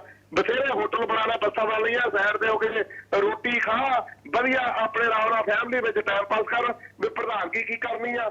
ਦੂਜੀ ਤੁਹਾਡੀ ਜੀ ਬਹੁਤ ਬਹੁਤ ਧੰਨਵਾਦ, ਤੁਸੀਂ ਸਾਡੇ ਨਾਲ ਜੁੜੇ। ਤੇ ਇੱਕ ਕਾਲਰ ਜਿਹੜੀ ਡ੍ਰੌਪ ਹੋ ਗਈ ਹੈ, ਹੋਰ ਸਾਡੇ ਨਾਲ ਜੁੜ ਸੀ ਤਾਂ ਤੁਸੀਂ ਸਾਡੇ ਨਾਲ ਰਾਬਤਾ ਵੀ ਬਣਾ ਸਕਦੇ ਹੋ। ਤਾਂ ਕਾਲਰ ਫਿਰ ਤੋਂ ਜੁੜ ਗਏ ਨੇ ਜੀ। ਸਤਿ ਸ਼੍ਰੀ ਅਕਾਲ, ਸਵਾਗਤ ਹੈ ਜੀ। ਸਤਿ ਸ਼੍ਰੀ ਅਕਾਲ ਜੀ, ਲਖਵਿੰਦਰ ਸਿੰਘ ਸਮੇਂ ਵਾਲੀ ਬੇਨਤੀ ਕਰਦਾ ਜੀ। ਸਮੇਂ ਵਾਲੀ ਸਾਹਿਬ, ਕੀ ਕਹਿਣਾ ਤੁਹਾਡਾ? ਹਾਂਜੀ, ਬੇਨਤੀ ਹੈਗੀ ਹੈ ਜੀ ਮੇਰੀ ਤਾਂ ਮਾੜੀ ਜੀ ਵਿਸ਼ੇ ਨਾਲ ਹਟਵੀਂ ਗੱਲ ਹੈ ਕਿ ਵੇਖੋ ਏਡਾ ਮੀਡੀਆ ਦਾ ਯੁੱਗ ਹੁੰਦਿਆਂ, ਹਰ ਹੱਥ 'ਚ ਕੈਮਰਾ ਹੁੰਦਿਆਂ, ਸਿੱਧੂ ਮੂਸੇਵਾਲੇ ਦੇ ਕੇਸ ਦੇ ਵਿੱਚ ਕਿਵੇਂ ਲੋਕਾਂ ਨੂੰ ਭੰਬਲ ਭੂਸੇ 'ਚ ਪਾਇਆ ਜਾ ਰਿਹਾ ਹੈ। ਤੇ ਵੇਖੋ ਜਦੋਂ ਇਹ ਕੈਮਰੇ ਹੈ ਨਹੀਂ ਸੀ, ਸਾਰਾ ਇੰਨਾ ਮੀਡੀਆ ਪ੍ਰਫੁੱਲਤ ਹੈ ਨਹੀਂ ਸੀ, ਉਦੋਂ ਪੁਲਿਸ ਕਿੰਨੀਆਂ ਵਧੀਕੀਆਂ ਕਰਦੀ ਹੋਵੇਗੀ। ਤੇ ਟਵਾਣਾ ਸਾਹਿਬ ਵਾਲੇ ਕਿਵੇਂ ਕੇਸ 'ਚ ਹਰਾਸਮੈਂਟ ਕੀਤੀ ਜਾ ਰਹੀ, ਤੇ ਸਿੱਧੂ ਮੂਸੇਵਾਲੇ ਨੂੰ ਵੇਖੋ ਅਦਾਲਤਾਂ ਵੀ ਅੱਖਾਂ ਮੀਟ ਜਾਂਦੀਆਂ ਨੇ ਤੇ ਆਰਟੀਫੀਸ਼ਲ ਰਾਈਫਲਾਂ ਬਣਾ ਦਿੱਤੀਆਂ ਜਾਂਦੀਆਂ ਨੇ। ਕਮਾਲ ਹੋ ਗਈ। ਲੋਕ ਜੇ ਹੁਣ ਵੀ ਨਾ ਜਾਗੇ ਤੇ ਇਸੇ ਤਰ੍ਹਾਂ ਹੀ ਕੁੱਟ ਖਾਂਦੇ ਰਹਿਣਗੇ। ਮੇਰੀ ਤਾਂ ਹੱਥ ਜੋੜ ਕੇ ਬੇਨਤੀ, ਉੱਠੋ, ਹੁਣ ਉੱਠਣ ਦਾ ਵੇਲਾ ਜੀ। ਜੀ ਜੀ ਬਹੁਤ ਬਹੁਤ ਧੰਨਵਾਦ। ਇੱਕ ਕਾਲਰ ਲਾਸਟ ਕਾਲ ਰਹਿ ਗਈ ਹੈ ਜੀ। ਸਤਿ ਸ਼੍ਰੀ ਅਕਾਲ ਜੀ, ਸਵਾਗਤ ਹੈ ਜੀ ਤੁਹਾਡਾ। ਸਤਿ ਭੈਣ ਜੀ। ਜੀ ਸਤਿ ਸ਼੍ਰੀ ਅਕਾਲ। ਹਾਂਜੀ, ਠੀਕ ਠਾਕ, ਸਭ ਵਧੀਆ? ਹਾਂਜੀ ਸਭ ਵਧੀਆ ਜੀ, ਤੁਸੀਂ ਦੱਸੋ ਕੀ ਕਹਿਣਾ? ਭੈਣ ਜੀ ਮੈਂ ਬਹੁਤ ਤੁਹਾਡੇ ਨਾਲ ਬਹੁਤ ਗੱਲਾਂ ਕਰਨੀਆਂ, ਚਲੋ ਟਾਈਮ ਤੁਹਾਡੇ ਕੋਲ ਥੋੜਾ ਹੋਣਾ ਜੀ। ਤੇ ਬਹੁਤ ਵਧੀਆ ਤੁਹਾਡਾ ਪ੍ਰੋਗਰਾਮ ਹੋਵੇ ਨਾ, ਤੁਹਾਡਾ ਚੈਨਲ ਨਾ, ਮੈਂ ਅਮਰੀਕਾ ਚ ਰਹਿਣਾ ਜੀ। ਤੇ ਬਹੁਤ ਸੋਹਣਾ ਲੈ ਕੇ ਆਉਂਦੇ ਆ ਟਵਾਣਾ ਸਾਹਿਬ ਜੀ, ਤੁਸੀਂ ਲੈ ਕੇ ਪ੍ਰੋਗਰਾਮ ਨੂੰ ਵਧੀਆ ਲੈ ਕੇ ਆਉਂਦੇ ਹੋ, ਤੇ ਬੜੀ ਸੋਹਣੀ ਗੱਲ ਆ। ਹਾਂਜੀ, ਤੇ ਤੁਸੀਂ ਵਧੀਆ ਲੈ ਕੇ, ਜਿਹੜਾ ਵੀ ਮਤੇ ਨੂੰ ਲੈ ਕੇ ਆਉਂਦੇ ਵਧੀਆ ਲੈ ਕੇ ਆਉਂਦੇ ਹੋ ਜੀ। ਹਾਂਜੀ, ਤੇ ਬਹੁਤ ਤੁਹਾਡਾ ਧੰਨਵਾਦ ਆ। ਮੈਂ ਤੁਹਾਡਾ ਗਲੋਬਲ ਪੰਜਾਬ ਨੂੰ ਹੈ ਨਾ ਰੋਜ਼। ਜੀ ਜੀ ਜੀ ਧੰਨਵਾਦ ਜੀ। ਬਹੁਤ ਚੰਗਾ ਲੱਗਦਾ ਜਦੋਂ ਸਾਰੇ ਕਾਲਰ ਨੇ ਜਿਹੜੇ ਉਹ ਸਾਡੇ ਨਾਲ ਗੱਲਬਾਤ ਕਰਦੇ ਨੇ, ਸਪੈਸ਼ਲੀ ਹਾਜ਼ਰੀ ਲਵਾਉਂਦੇ ਨੇ ਇਸ ਪ੍ਰੋਗਰਾਮ ਦੇ ਵਿੱਚ। ਚੰਗਾ ਲੱਗਦਾ ਕਿ ਜਿਹੜੇ ਦਰਸ਼ਕ ਨੇ ਜਿਹੜੇ ਸਾਨੂੰ ਸੁਣਦੇ ਨੇ, ਜਾਂ ਸਾਡੇ ਨਾਲ ਸਾਡੀਆਂ ਗੱਲਾਂ ਨੇ ਜਿਹੜੀਆਂ ਉਹ ਸੁਣਦੇ ਨੇ, ਜਾਂ ਬਾਕੀ ਕਾਲਰਸ ਨੇ ਜਿਹੜੇ ਗੱਲਬਾਤ ਨੇ ਉਹ ਸੁਣਦੇ ਨੇ। ਸੋ ਢਿੱਲੋਂ ਸਾਹਿਬ, ਬਹੁਤ ਸਾਰੇ ਕਾਲਰ ਨੇ ਜਿਹੜੇ ਅੱਜ ਆਪਣੇ ਨਾਲ ਜੁੜੇ, ਤਾਂ ਕਾਫੀ ਸਾਰੀਆਂ ਬਹੁਤ ਸਾਰੇ ਜਿਹੜੇ ਬੇਅਦਬੀ ਦੇ ਮਾਮਲੇ ਤੇ ਵੀ ਕਰਨਾ ਚਾਹੁੰਦੇ। ਤਾਂ ਗੱਲ ਹੈ ਜਿਹੜੀ ਉਹ ਮੇਨ ਆਪਾਂ ਸੁਖਬੀਰ ਬਾਦਲ ਵਾਲੇ ਟੌਪਿਕ ਤੇ ਹੀ ਆ ਜਾਂਦੇ ਆ, ਜਾਂ ਡੇਰਾ ਮੁਖੀ ਦੇ ਟੌਪਿਕ ਤੇ ਹੀ ਆ ਜਾਂਦੇ ਆ ਕਿ ਸੁਖਬੀਰ ਬਾਦਲ ਦਾ ਮੁੱਦਾ ਉੱਠਿਆ ਕਿ ਵੀਰਪਾਲ ਕੌਰ ਜਿਹੜੀ ਆਪਣੇ ਆਪ ਨੂੰ ਸਿਆਲੇ ਦੀ ਜਿਹੜੀ ਪੈਰੋਕਾਰ ਹੈ ਜਾਂ ਪ੍ਰੇਮਣ ਦੱਸਦੀ ਹੈ ਕਿ ਉਸਨੇ ਕਿਹਾ ਕਿ ਜਿਹੜੀ ਇਹ ਪੋਸ਼ਾਕ ਹੈ ਉਹ ਸੁਖਬੀਰ ਸਿੰਘ ਬਾਦਲ ਵੱਲੋਂ ਹੀ ਗਿਫਟ ਕੀਤੀ ਗਈ ਸੀ, ਜਿਸ ਨੂੰ ਹੋ ਕੇ ਇਹ ਜਿਹੜਾ ਇਹ ਸਾਰਾ ਵਿਵਾਦ ਹੈ ਉਹ ਮਚ ਗਿਆ। ਪਰ ਇੰਨੇ ਦਿਨ ਹੋ ਗਏ ਨੇ, ਭਾਵੇਂ ਕਿ ਡੇਰੇ ਵੱਲੋਂ ਵੀ ਇਹ ਗੱਲ ਕਹਿ ਦਿੱਤੀ ਗਈ ਹੈ ਕਿ ਉਸ ਦਾ ਵੀਰਪਾਲ ਕੌਰ ਦਾ ਸਾਡੇ ਨਾਲ ਕੋਈ ਵੀ ਤਾਲੁਕਾਤ ਨਹੀਂ ਹੈ, ਪਰ ਸੁਖਬੀਰ ਸਿੰਘ ਬਾਦਲ ਦਾ ਹਾਲੇ ਤੱਕ ਇਸ ਮਾਮਲੇ ਤੇ ਕੋਈ ਵੀ ਬਿਆਨ, ਕੋਈ ਵੀ ਟਿੱਪਣੀ ਕੁਝ ਨਹੀਂ ਆਇਆ। ਪਰ ਯੂਥ ਅਕਾਲੀ ਦਲ ਜਿਹੜਾ ਉਸਨੇ ਜ਼ਰੂਰ ਪ੍ਰੈਸ ਕਾਨਫਰੰਸ ਕੀਤੀ ਤੇ ਉਸਨੇ ਇਹ ਗੱਲ ਕਹੀ ਹੈ ਕਿ ਜਿਹੜੇ ਸੁਖਬੀਰ ਸਿੰਘ ਬਾਦਲ ਨੇ ਉਹਨਾਂ ਨੂੰ ਜਾਣਬੁੱਝ ਕੇ ਨਿਸ਼ਾਨਾ ਬਣਾਇਆ ਜਾ ਸਕਦਾ ਤੇ ਜਾਣ ਕੇ ਜਿਹੜੇ ਇਹ ਗੱਲਾਂ ਹੋ ਰਹੀਆਂ ਨੇ, ਖਾਸ ਕਰਕੇ ਉਹਨਾਂ ਨੇ ਯਾਨੀ ਕਿ ਅਕਾਲੀ ਦਲ ਯੂਥ ਹੈ ਜਿਹੜਾ ਉਸਨੇ ਨਿਸ਼ਾਨੇ ਤੇ ਲਿਆ ਸੁਖਦੇਵ ਸਿੰਘ ਢੀਂਡਸਾ ਨੂੰ। ਤਾਂ ਢਿੱਲੋਂ ਸਾਹਿਬ ਤੁਹਾਡਾ ਇਸ ਮਾਮਲੇ ਤੇ ਕੀ ਕਹਿਣਾ? ਦੇਖੋ, ਇੱਕ ਗੱਲ ਬੜੀ ਸਪਸ਼ਟ ਸ਼ਬਦਾਂ ਦੇ ਵਿੱਚ ਹੈਗੀ ਹੈ ਕਿ 2007 ਦਾ ਇਹ ਮਾਮਲਾ ਹੈ। ਕੱਲ ਪਰਮਬੰਸ ਸਿੰਘ ਜਿਹੜੇ ਬੰਟੀ ਰਮਾਣਾ ਨੇ ਯੂਥ ਅਕਾਲੀ ਦਲ ਦੇ ਪ੍ਰਧਾਨ ਨੇ ਤੇ ਮਿਸਟਰ ਸਾਬੀ ਜੀ, ਇਹਨਾਂ ਨੇ ਸਾਂਝੀ ਇੱਕ ਪੱਤਰਕਾਰ ਸੰਮੇਲਨ ਦੇ ਵਿੱਚ ਕਿਹਾ ਕਿ ਇਹ ਜਿਹੜਾ ਮਾਮਲਾ ਜਾਣਬੁੱਝ ਕੇ ਤੂਲ ਦਿੱਤਾ ਜਾ ਰਿਹਾ ਹੈ। ਜਿਹੜਾ 2000 ਇਹ ਗੁਰੂ ਸਾਹਿਬ ਦੀ ਪੋਸ਼ਾਕ ਪਾ ਕੇ ਕੇਸ ਦਰਜ ਕਰਨ ਵਾਲਾ ਮਾਮਲਾ ਸੀ, ਉਹਦੇ ਵਿੱਚ ਤਕਨੀਕੀ ਖਾਮੀਆਂ ਸਨ, ਜਿਹਦੇ ਕਰਕੇ ਉਹ ਸਿਰੇ ਨਾਲ ਚੜ੍ਹ ਕੇ ਵਾਪਸ ਲੈਣਾ ਪੈ ਗਿਆ। ਸਾਬੀ ਸਾਹਿਬ ਤੁਸੀਂ ਤੇ ਰਵਾਣਾ ਸਾਹਿਬ ਇਹ ਗੱਲ ਅੱਜ 4-5 ਦਿਨਾਂ ਤੋਂ ਬਾਅਦ ਕੀਤੀ ਹੈ। ਉਸ ਵੇਲੇ ਸਰਕਾਰ ਤੁਹਾਡੀ ਸੀ, ਜਿਹੜਾ ਬੰਦਾ ਜਾਂਚ ਕਰ ਰਿਹਾ ਸੀ, ਜਾਂਚ ਅਧਿਕਾਰੀ ਸੁਖਬੀਰ ਸਿੰਘ ਬਾਦਲ ਜਿਹੜੇ ਡਿਪਟੀ ਮੁੱਖ ਮੰਤਰੀ ਸੀ, ਉਹਨਾਂ ਦੇ ਅਧੀਨ ਸੀ। ਫਿਰ ਸਬੂਤ ਇਕੱਤਰ ਕਰਨੇ ਕਿਹਨੇ ਸੀ? ਕਿਸੇ ਨੇ ਗੁਆਂਢ ਚੋਂ ਲੈ ਕੇ ਆਉਣੇ ਸੀ, ਪਾਕਿਸਤਾਨ ਤੋਂ ਲੈ ਕੇ ਆਉਣੇ ਸੀ। ਉਹ ਸਬੂਤ ਤੁਸੀਂ ਇਕੱਤਰ ਕਰਨੇ ਸੀ, ਤੁਹਾਡੀ ਪੁਲਿਸ ਨੇ ਇਕੱਤਰ ਕਰਨੇ ਸੀ। ਜੇ ਉਹਦੇ ਵਿੱਚ ਖਾਮੀ ਆ, ਉਹਦੇ ਜ਼ਿੰਮੇਵਾਰ ਵੀ ਤਾਂ ਉਸ ਵੇਲੇ ਦਾ ਜਾਂਚ ਅਧਿਕਾਰੀ ਹੈ, ਜਿਹੜਾ ਇੰਸਪੈਕਟਰ ਹੋ ਸਕਦਾ, ਡੀਐਸਪੀ ਹੋ ਸਕਦਾ, ਐਸਪੀ ਹੋ ਸਕਦਾ, SSP, IG, DIG, IG, ADGP, DGP.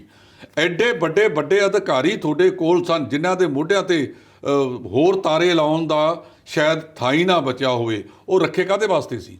ਉਹਨਾਂ ਤੋਂ ਜੇ ਇਹ ਗਲਤ ਸੀ ਤਾਂ ਉਸ ਵੇਲੇ ਪਬਲਿਕ ਦੇ ਵਿੱਚ ਲਿਆਂਦਾ ਜਾਂਦਾ ਕਿ ਇਹ ਇਲਜ਼ਾਮ ਗਲਤ ਨੇ, ਇਹਦੀ ਤਰੀਕ ਗਲਤ ਆ ਜਾਂ ਇਹਦਾ ਫਲਾਨਾ ਗਲਤ ਆ।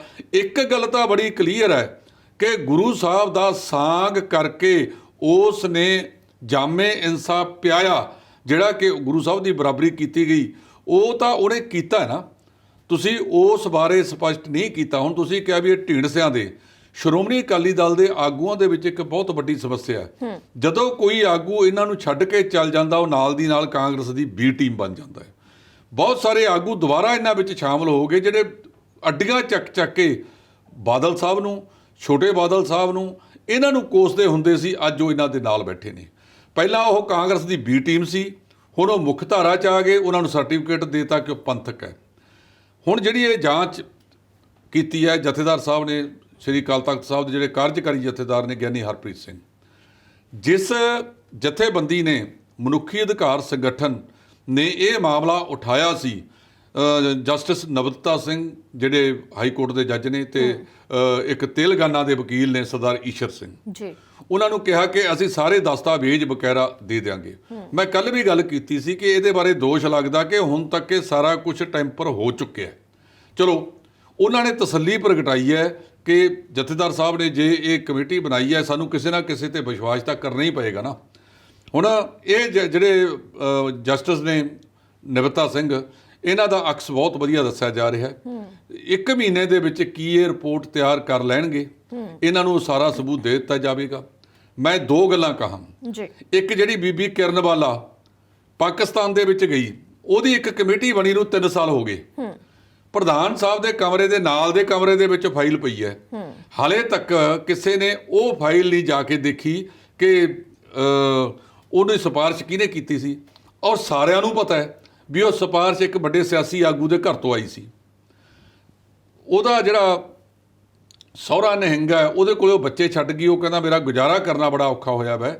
ਦੂਜਾ, ਜਿਸ ਵੇਲੇ ਅਸੀਂ 300 ਸਾਲਾ ਮਨਾਇਆ ਖਾਲਸਾ ਸ਼ਤਾਬਨਾ 1999 'ਚ ਜੀ, ਫੈਸਲਾ ਹੋਇਆ ਕਿ ਸ਼੍ਰੋਮਣੀ ਗੁਰਦੁਆਰਾ ਪ੍ਰਬੰਧਕ ਕਮੇਟੀ 300 ਕਿਤਾਬਾਂ ਛਾਪੇਗੀ। ਛਾਪੀਆਂ ਗਈਆਂ। ਇੱਕ ਕਿਤਾਬ ਹਿੰਦੀ ਦੇ ਵਿੱਚ ਛਪੀ ਆ, ਸਿੱਖ ਇਤਿਹਾਸ ਜੀ। ਜੇ ਤੁਸੀਂ ਉਹਨੂੰ ਪੜ੍ਹ ਲਓ, ਗੁਰੂ ਸਾਹਿਬ ਬਾਰੇ ਇੰਨੀਆਂ ਭੱਦੀਆਂ ਗੱਲਾਂ ਲਿਖੀਆਂ ਗਈਆਂ ਨੇ ਜਿਹੜੀਆਂ ਕਹਿਣੀਆਂ ਬਹੁਤ ਮੁਸ਼ਕਲ ਨੇ। ਉਹਦੀ ਜਾਂਚ 20 ਸਾਲ ਹੋ ਗਏ, ਅਜੇ ਤੱਕ ਉਹਦੀ ਜਾਂਚ ਕਿਤੇ ਸਿਰੇ ਨਹੀਂ ਲੱਗੀ। ਹੁਣ ਜਿਹੜੀ ਇਹ ਜਾਂਚ ਕੀਤੀ ਜਾ ਰਹੀ ਹੈ, ਕੀ ਜਿਨ੍ਹਾਂ ਵਿਰੁੱਧ ਜਾਂਚ ਜਾਂਦੀ ਹੈ ਉਹਨਾਂ ਦੇ ਨੀਅਤ ਹੈ ਇਸ ਨੂੰ ਸਿਰੇ ਚਾੜਨ ਦੀ। ਜੇ ਜਾਂਚ ਹੋਵੇਗੀ ਕਿ ਜਥੇਦਾਰ ਸਾਹਿਬ ਨੂੰ ਲਾਗੂ ਕਰਾ ਸਕਣਗੇ? ਬਹੁਤ ਸਾਰੇ ਆਪਣੇ ਆਪ ਦੇ ਵਿੱਚ ਸਵਾਲ ਨੇ। ਅਸੀਂ ਕਿਸੇ ਦੇ ਉੱਤੇ ਸ਼ੱਕ ਨਹੀਂ ਕਰਦੇ, ਜਥੇਦਾਰ ਸਾਹਿਬ ਨੇ ਇਹ ਕੀਤਾ ਤੇ ਇਹ ਉਮੀਦ ਕਰਦੇ ਹਾਂ ਕਿ 1 ਮਹੀਨੇ ਦੇ ਵਿੱਚ ਮੈਡਮ ਜਸਟਿਸ ਇਸ ਦੀ ਰਿਪੋਰਟ ਦੇ ਦੇਣਗੇ। ਉਸ ਤੋਂ ਬਾਅਦ ਫੈਸਲਾ ਜਥੇਦਾਰ ਸਾਹਿਬ ਨੇ ਲੈਣਾ ਹੋਏਗਾ ਕਿ ਇਹਦਾ ਅੱਗੇ ਨਿਰਣਾ ਕੀ ਕਰਨਾ ਹੈ। ਪਰ ਜਿਸ ਤਰ੍ਹਾਂ ਇਸ ਮਾਮਲੇ ਨੂੰ ਸਿਆਸੀ ਤਰੀਕੇ ਦੇ ਨਾਲ ਰਿੜਕਿਆ ਜਾ ਰਿਹਾ ਹੈ, ਇਹ ਬਹੁਤ ਮਾੜੀ ਗੱਲ ਹੈ। ਘੱਟੋ ਘੱਟ ਸਾਡੇ ਜਿਹੜੇ ਧਾਰਮਿਕ ਮੁੱਦੇ ਨੇ, ਧਾਰਮਿਕਤਾ ਦੇ ਵਿੱਚ ਸਿਆਸਤ ਨਾ ਕੀਤੀ ਜਾਵੇ। ਅੱਜ ਢੀਂਡਸਾ ਸਾਹਿਬ ਇਹਨਾਂ ਨੂੰ ਛੱਡ ਗਏ ਨੇ, ਨਾ ਉਹ ਕਾਂਗਰਸ ਦੀ ਬੀ ਟੀਮ ਬਣ ਗਈ ਹੈ, ਉਹ ਦੂਜਿਆਂ ਦੇ ਨਾਲ ਰਲੇ ਹੋਏ ਨੇ। ਕੱਲ ਬੰਟੀ ਰਮਾਣਾ ਸਾਹਿਬ ਨੇ ਇਹ ਵੀ ਗੱਲ ਕਹੀ ਹੈ ਕਿ ਇਹਨਾਂ ਦੇ ਸੁਪੁੱਤਰ ਵੀ ਸਰਸੇ ਵਾਲੇ ਤੋਂ ਸਪੋਰਟ ਲੈਣ ਵਾਸਤੇ ਚੋਣਾਂ ਦੇ ਵਿੱਚ ਗਏ ਸਨ। ਤਾਂ ਜਿਹੜੇ ਸ਼੍ਰੋਮਣੀ ਗੁਰਦੁਆਰਾ ਪ੍ਰਬੰਧਕ ਕਮੇਟੀ ਦੇ ਪ੍ਰਧਾਨ ਆ, ਉਹ ਸਾਰੇ ਹੀ ਗਏ ਨੇ। ਰੌਲਾ ਤਾਂ ਇਸ ਗੱਲ ਦਾ, ਤੁਹਾਨੂੰ ਉੱਥੇ ਜਾਣ ਤੋਂ ਕੋਈ ਵਿਰੋਧਤਾ ਨਹੀਂ ਕਰਦਾ, ਪਰ ਜਿਹੜਾ ਹੁਕਮਨਾਮਾ ਤੁਸੀਂ 2007 ਦੇ ਵਿੱਚ ਜਾਰੀ ਕਰਾਇਆ, ਜਦੋਂ ਕੈਪਟਨ ਅਮਰਿੰਦਰ ਸਿੰਘ ਡੇਰੇ ਵਾਲੇ ਦੀ ਸਪੋਰਟ ਲੈ ਆਏ, ਕਿਉਂਕਿ ਕਾਂਗਰਸ ਦੇ ਨਾਲ ਤਾਂ ਕੋਈ ਧਾਰਮਿਕਤਾ ਦਾ ਲੱਗਦਾ ਨਹੀਂ, ਉਹ ਤਾਂ ਜਾ ਸਕਦੇ ਆ, ਦੂਜੇ ਵੀ ਜਾ ਸਕਦੇ ਆ। ਜੇ ਤੁਸੀਂ ਹੁਕਮਨਾਮਾ ਨਾ ਕੀਤਾ ਹੁੰਦਾ ਤਾਂ ਤੁਹਾਡੇ ਕੋਲੇ ਵੀ ਰੋਕ ਕਿੱਥੇ ਸੀ? ਤੁਸੀਂ ਦੂਜਿਆਂ ਨੂੰ ਠੱਲਣ ਵਾਸਤੇ ਹੁਕਮਨਾਮੇ ਜਾਰੀ ਕਰਾਉਂਦੇ ਹੋ। 1978 ਦੇ ਵਿੱਚ ਜਿਸ ਵੇਲੇ ਨਿਰੰਕਾਰੀ ਕਾਂਡ ਵਾਪਰਿਆ, ਉਹਨਾਂ ਦਾ ਹੁਕਮਨਾਮਾ ਜਾਰੀ ਕਰਾਇਆ ਕਿ ਰੋਟੀ ਬੇਟੀ ਦੀ ਸਾਂਝ ਨਹੀਂ ਰੱਖਣੀ। 1978 ਤੋਂ 20 ਸਾਲਾਂ ਬਾਅਦ 1998 ਵਿੱਚ ਜਥੇਦਾਰ ਗੁਰਚਰਨ ਸਿੰਘ ਟੌੜਾ, ਉਸ ਵੇਲੇ ਦੇ ਸ਼੍ਰੋਮਣੀ ਗੁਰਦੁਆਰਾ ਪ੍ਰਬੰਧਕ ਕਮੇਟੀ ਦੇ ਪ੍ਰਧਾਨ, ਨਿਰੰਕਾਰੀ ਭਵਨ ਪਟਿਆਲੇ ਦੇ ਵਿੱਚ ਗਏ, ਉਹ ਵਿਵਾਦ ਵੀ ਉੱਠਿਆ ਸੀ। ਜੇ ਪਹਿਲਾਂ ਹੀ ਸੋਚ ਕੇ ਆਪਾਂ ਕਦਮ ਕਰ ਲਿਆ ਕਰੀਏ, ਕਿਉਂਕਿ ਉਸ ਵੇਲੇ ਦੀ 2007 ਤੋਂ ਅਕਾਲੀ ਦਲ ਦੇ ਵਿੱਚੋਂ ਮਾਲਵਾ ਖੁੱਸਿਆ, ਮੁੜ ਕੇ ਇਹਨਾਂ ਨੂੰ ਹਾਸਲ ਨਹੀਂ ਹੋਇਆ। ਜਿਸ ਵੇਲੇ ਬੇਅਦਬੀਆਂ ਹੁੰਦੀਆਂ ਨੇ, ਉਸ ਤੋਂ ਬਾਅਦ ਲਗਾਤਾਰ ਅਕਾਲੀ ਦਲ ਹਾਸ਼ੀਏ ਤੇ ਚਲਿਆ ਗਿਆ। 1.5 ਮਹੀਨੇ ਦੇ ਲਗਭਗ ਅਕਾਲੀ ਆਗੂ ਘਰਾਂ 'ਚ ਵੜ ਕੇ ਬਹਿ ਗਏ, ਕਿਸੇ ਨੇ ਮੂੰਹ ਨਹੀਂ ਲਾਇਆ। ਬਾਅਦ ਦੇ ਵਿੱਚ ਜਿਹੜਾ ਸਰਬੱਤ ਖਾਲਸਾ ਹੋਇਆ, ਉਹ ਪਤਾ ਨਹੀਂ ਕਿਸੇ ਏਜੰਸੀਆਂ ਨੇ ਕਰਾਇਆ, ਕਿਹਨੇ ਕਰਾਇਆ। ਸਰਕਾਰਾਂ ਕਿਸੇ ਵੀ ਸੰਘਰਸ਼ ਨੂੰ ਡੀਰੇਲ ਕਰਨ ਖਾਤਰ, ਸਿੱਧੇ ਪਾਸੇ ਜਾਣ ਤੋਂ ਰੋਕਣ ਖਾਤਰ ਬਹੁਤ ਸਾਰੇ ਹੱਥ ਕੰਡੇ ਅਪਣਾਉਂਦੇ ਨੇ। ਇਸੇ ਕਰਕੇ ਇਹ ਸਾਰੇ ਸੰਘਰਸ਼ ਰੁਲ ਕੇ ਰਹਿ ਜਾਂਦੇ ਨੇ ਔਰ ਲੋਕਾਂ ਨੂੰ ਨਿਰਾਸ਼ਤਾ ਪੱਲੇ ਪੈਂਦੀ ਹੈ। ਜਦੋਂ ਵੀ ਕਿਸੇ ਉਹ ਆਗੂ ਤੇ ਵਿਸ਼ਵਾਸ ਕਰਨ ਦਾ ਯਤਨ ਕਰਦੇ ਨੇ, ਉਹਨਾਂ ਨਾਲ ਧੋਖਾ ਹੁੰਦਾ, ਪੈਰ ਪੈਰ ਤੇ ਧੋਖਾ ਹੁੰਦਾ। ਇਹੋ ਕਾਰਨ ਹੈ ਕਿ ਅੱਜ ਪੰਜਾਬ ਦੇ ਜਿਹੜੇ ਆਗੂ ਹੈ, ਇਹ ਲੋਕਾਂ ਦੇ ਨੱਕੋਂ ਬੁੱਲੋਂ ਉਤਰ ਚੁੱਕੇ ਨੇ, ਭਾਵੇਂ ਉਹ ਕਿਸੇ ਵੀ ਪਾਰਟੀ ਦੇ ਨਾਲ ਸੰਬੰਧਿਤ ਹੋਣ। ਇਹੋ ਕਾਰਨ ਹੈ ਕਿ ਲੋਕਾਂ ਦੇ ਵਿੱਚ ਹੁਣ ਇੱਕ ਆਸ ਵੱਜੀ ਹੈ ਕਿ ਜੇ ਨਵਜੋਤ ਸਿੰਘ ਸਿੱਧੂ ਬਾਗਡੋਰ ਸੰਭਾਲ ਲੈਣ, ਕਿਉਂਕਿ ਉਹਨਾਂ ਦਾ ਪਿਛਲਾ ਕੰਮ ਦੇਖਿਆ ਕਿ ਉਹ ਬਹੁਤ ਇਮਾਨਦਾਰੀ ਨਾਲ ਚੱਲੇ ਨੇ, ਇਮਾਨਦਾਰੀ ਕੀਤੀ ਹੈ, ਇਮਾਨਦਾਰੀ ਦੇ ਅੱਗੇ ਤੁਰੇ ਨੇ। ਇੱਕ ਝਲਕ ਉਹਨਾਂ 'ਚੋਂ ਨਜ਼ਰ ਆਉਂਦੀ ਹੈ। ਜੇ ਉਹ ਝਲਕ ਵੀ ਖਤਮ ਹੋ ਗਈ ਤੇ ਪੰਜਾਬ ਦੇ ਲੋਕਾਂ ਦੀ ਨਿਰਾਸ਼ਤਾ ਹੀ ਪੱਲੇ ਪਏਗੀ।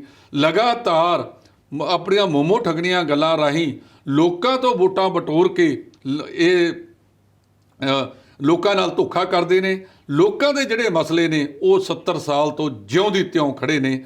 ਨਾ ਤਾਂ ਪਿੰਡਾਂ ਦੀਆਂ ਗਲੀਆਂ ਹੀ ਪੱਕੀਆਂ ਹੋਈਆਂ, ਨਾ ਸੜਕਾਂ ਬਣੀਆਂ। ਅੱਜ ਕੈਪਟਨ ਸਾਹਿਬ ਨੇ ਕੱਲ੍ਹ ਐਲਾਨ ਕੀਤਾ ਕਿ ਉਹ 50 ਕਰੋੜ ਰੁਪਈਆ ਹੜ੍ਹਾਂ ਵਾਸਤੇ ਦੇਤਾ। ਵਿਹੜੇ ਬੈਠੀ ਜਨ ਬਿੰਨੋ ਕੁੜੀ ਦੇ ਕੰਨ, ਕਈ ਪਿੰਡਾਂ ਦੇ ਵਿੱਚ ਫਸਲ ਡੁੱਬ ਗਈ ਹੈ। ਹੁਣ ਤੁਸੀਂ ਹੜ੍ਹਾਂ ਵਾਸਤੇ ਪੈਸਾ ਜਾਰੀ ਕਰਦੇ ਹੋ। ਘੱਗਰ ਸਭ ਤੋਂ ਵੱਧ ਬਾਹਰ ਸਾਡੇ 3-4 ਜ਼ਿਲ੍ਹਿਆਂ ਦੇ ਵਿੱਚ ਕਰਦਾ, ਅੱਗੇ ਜਾ ਕੇ ਇਹ ਰਾਜਸਥਾਨ ਦੇ ਵਿੱਚ ਦਾਖਲ ਹੋ ਜਾਂਦਾ ਹੈ।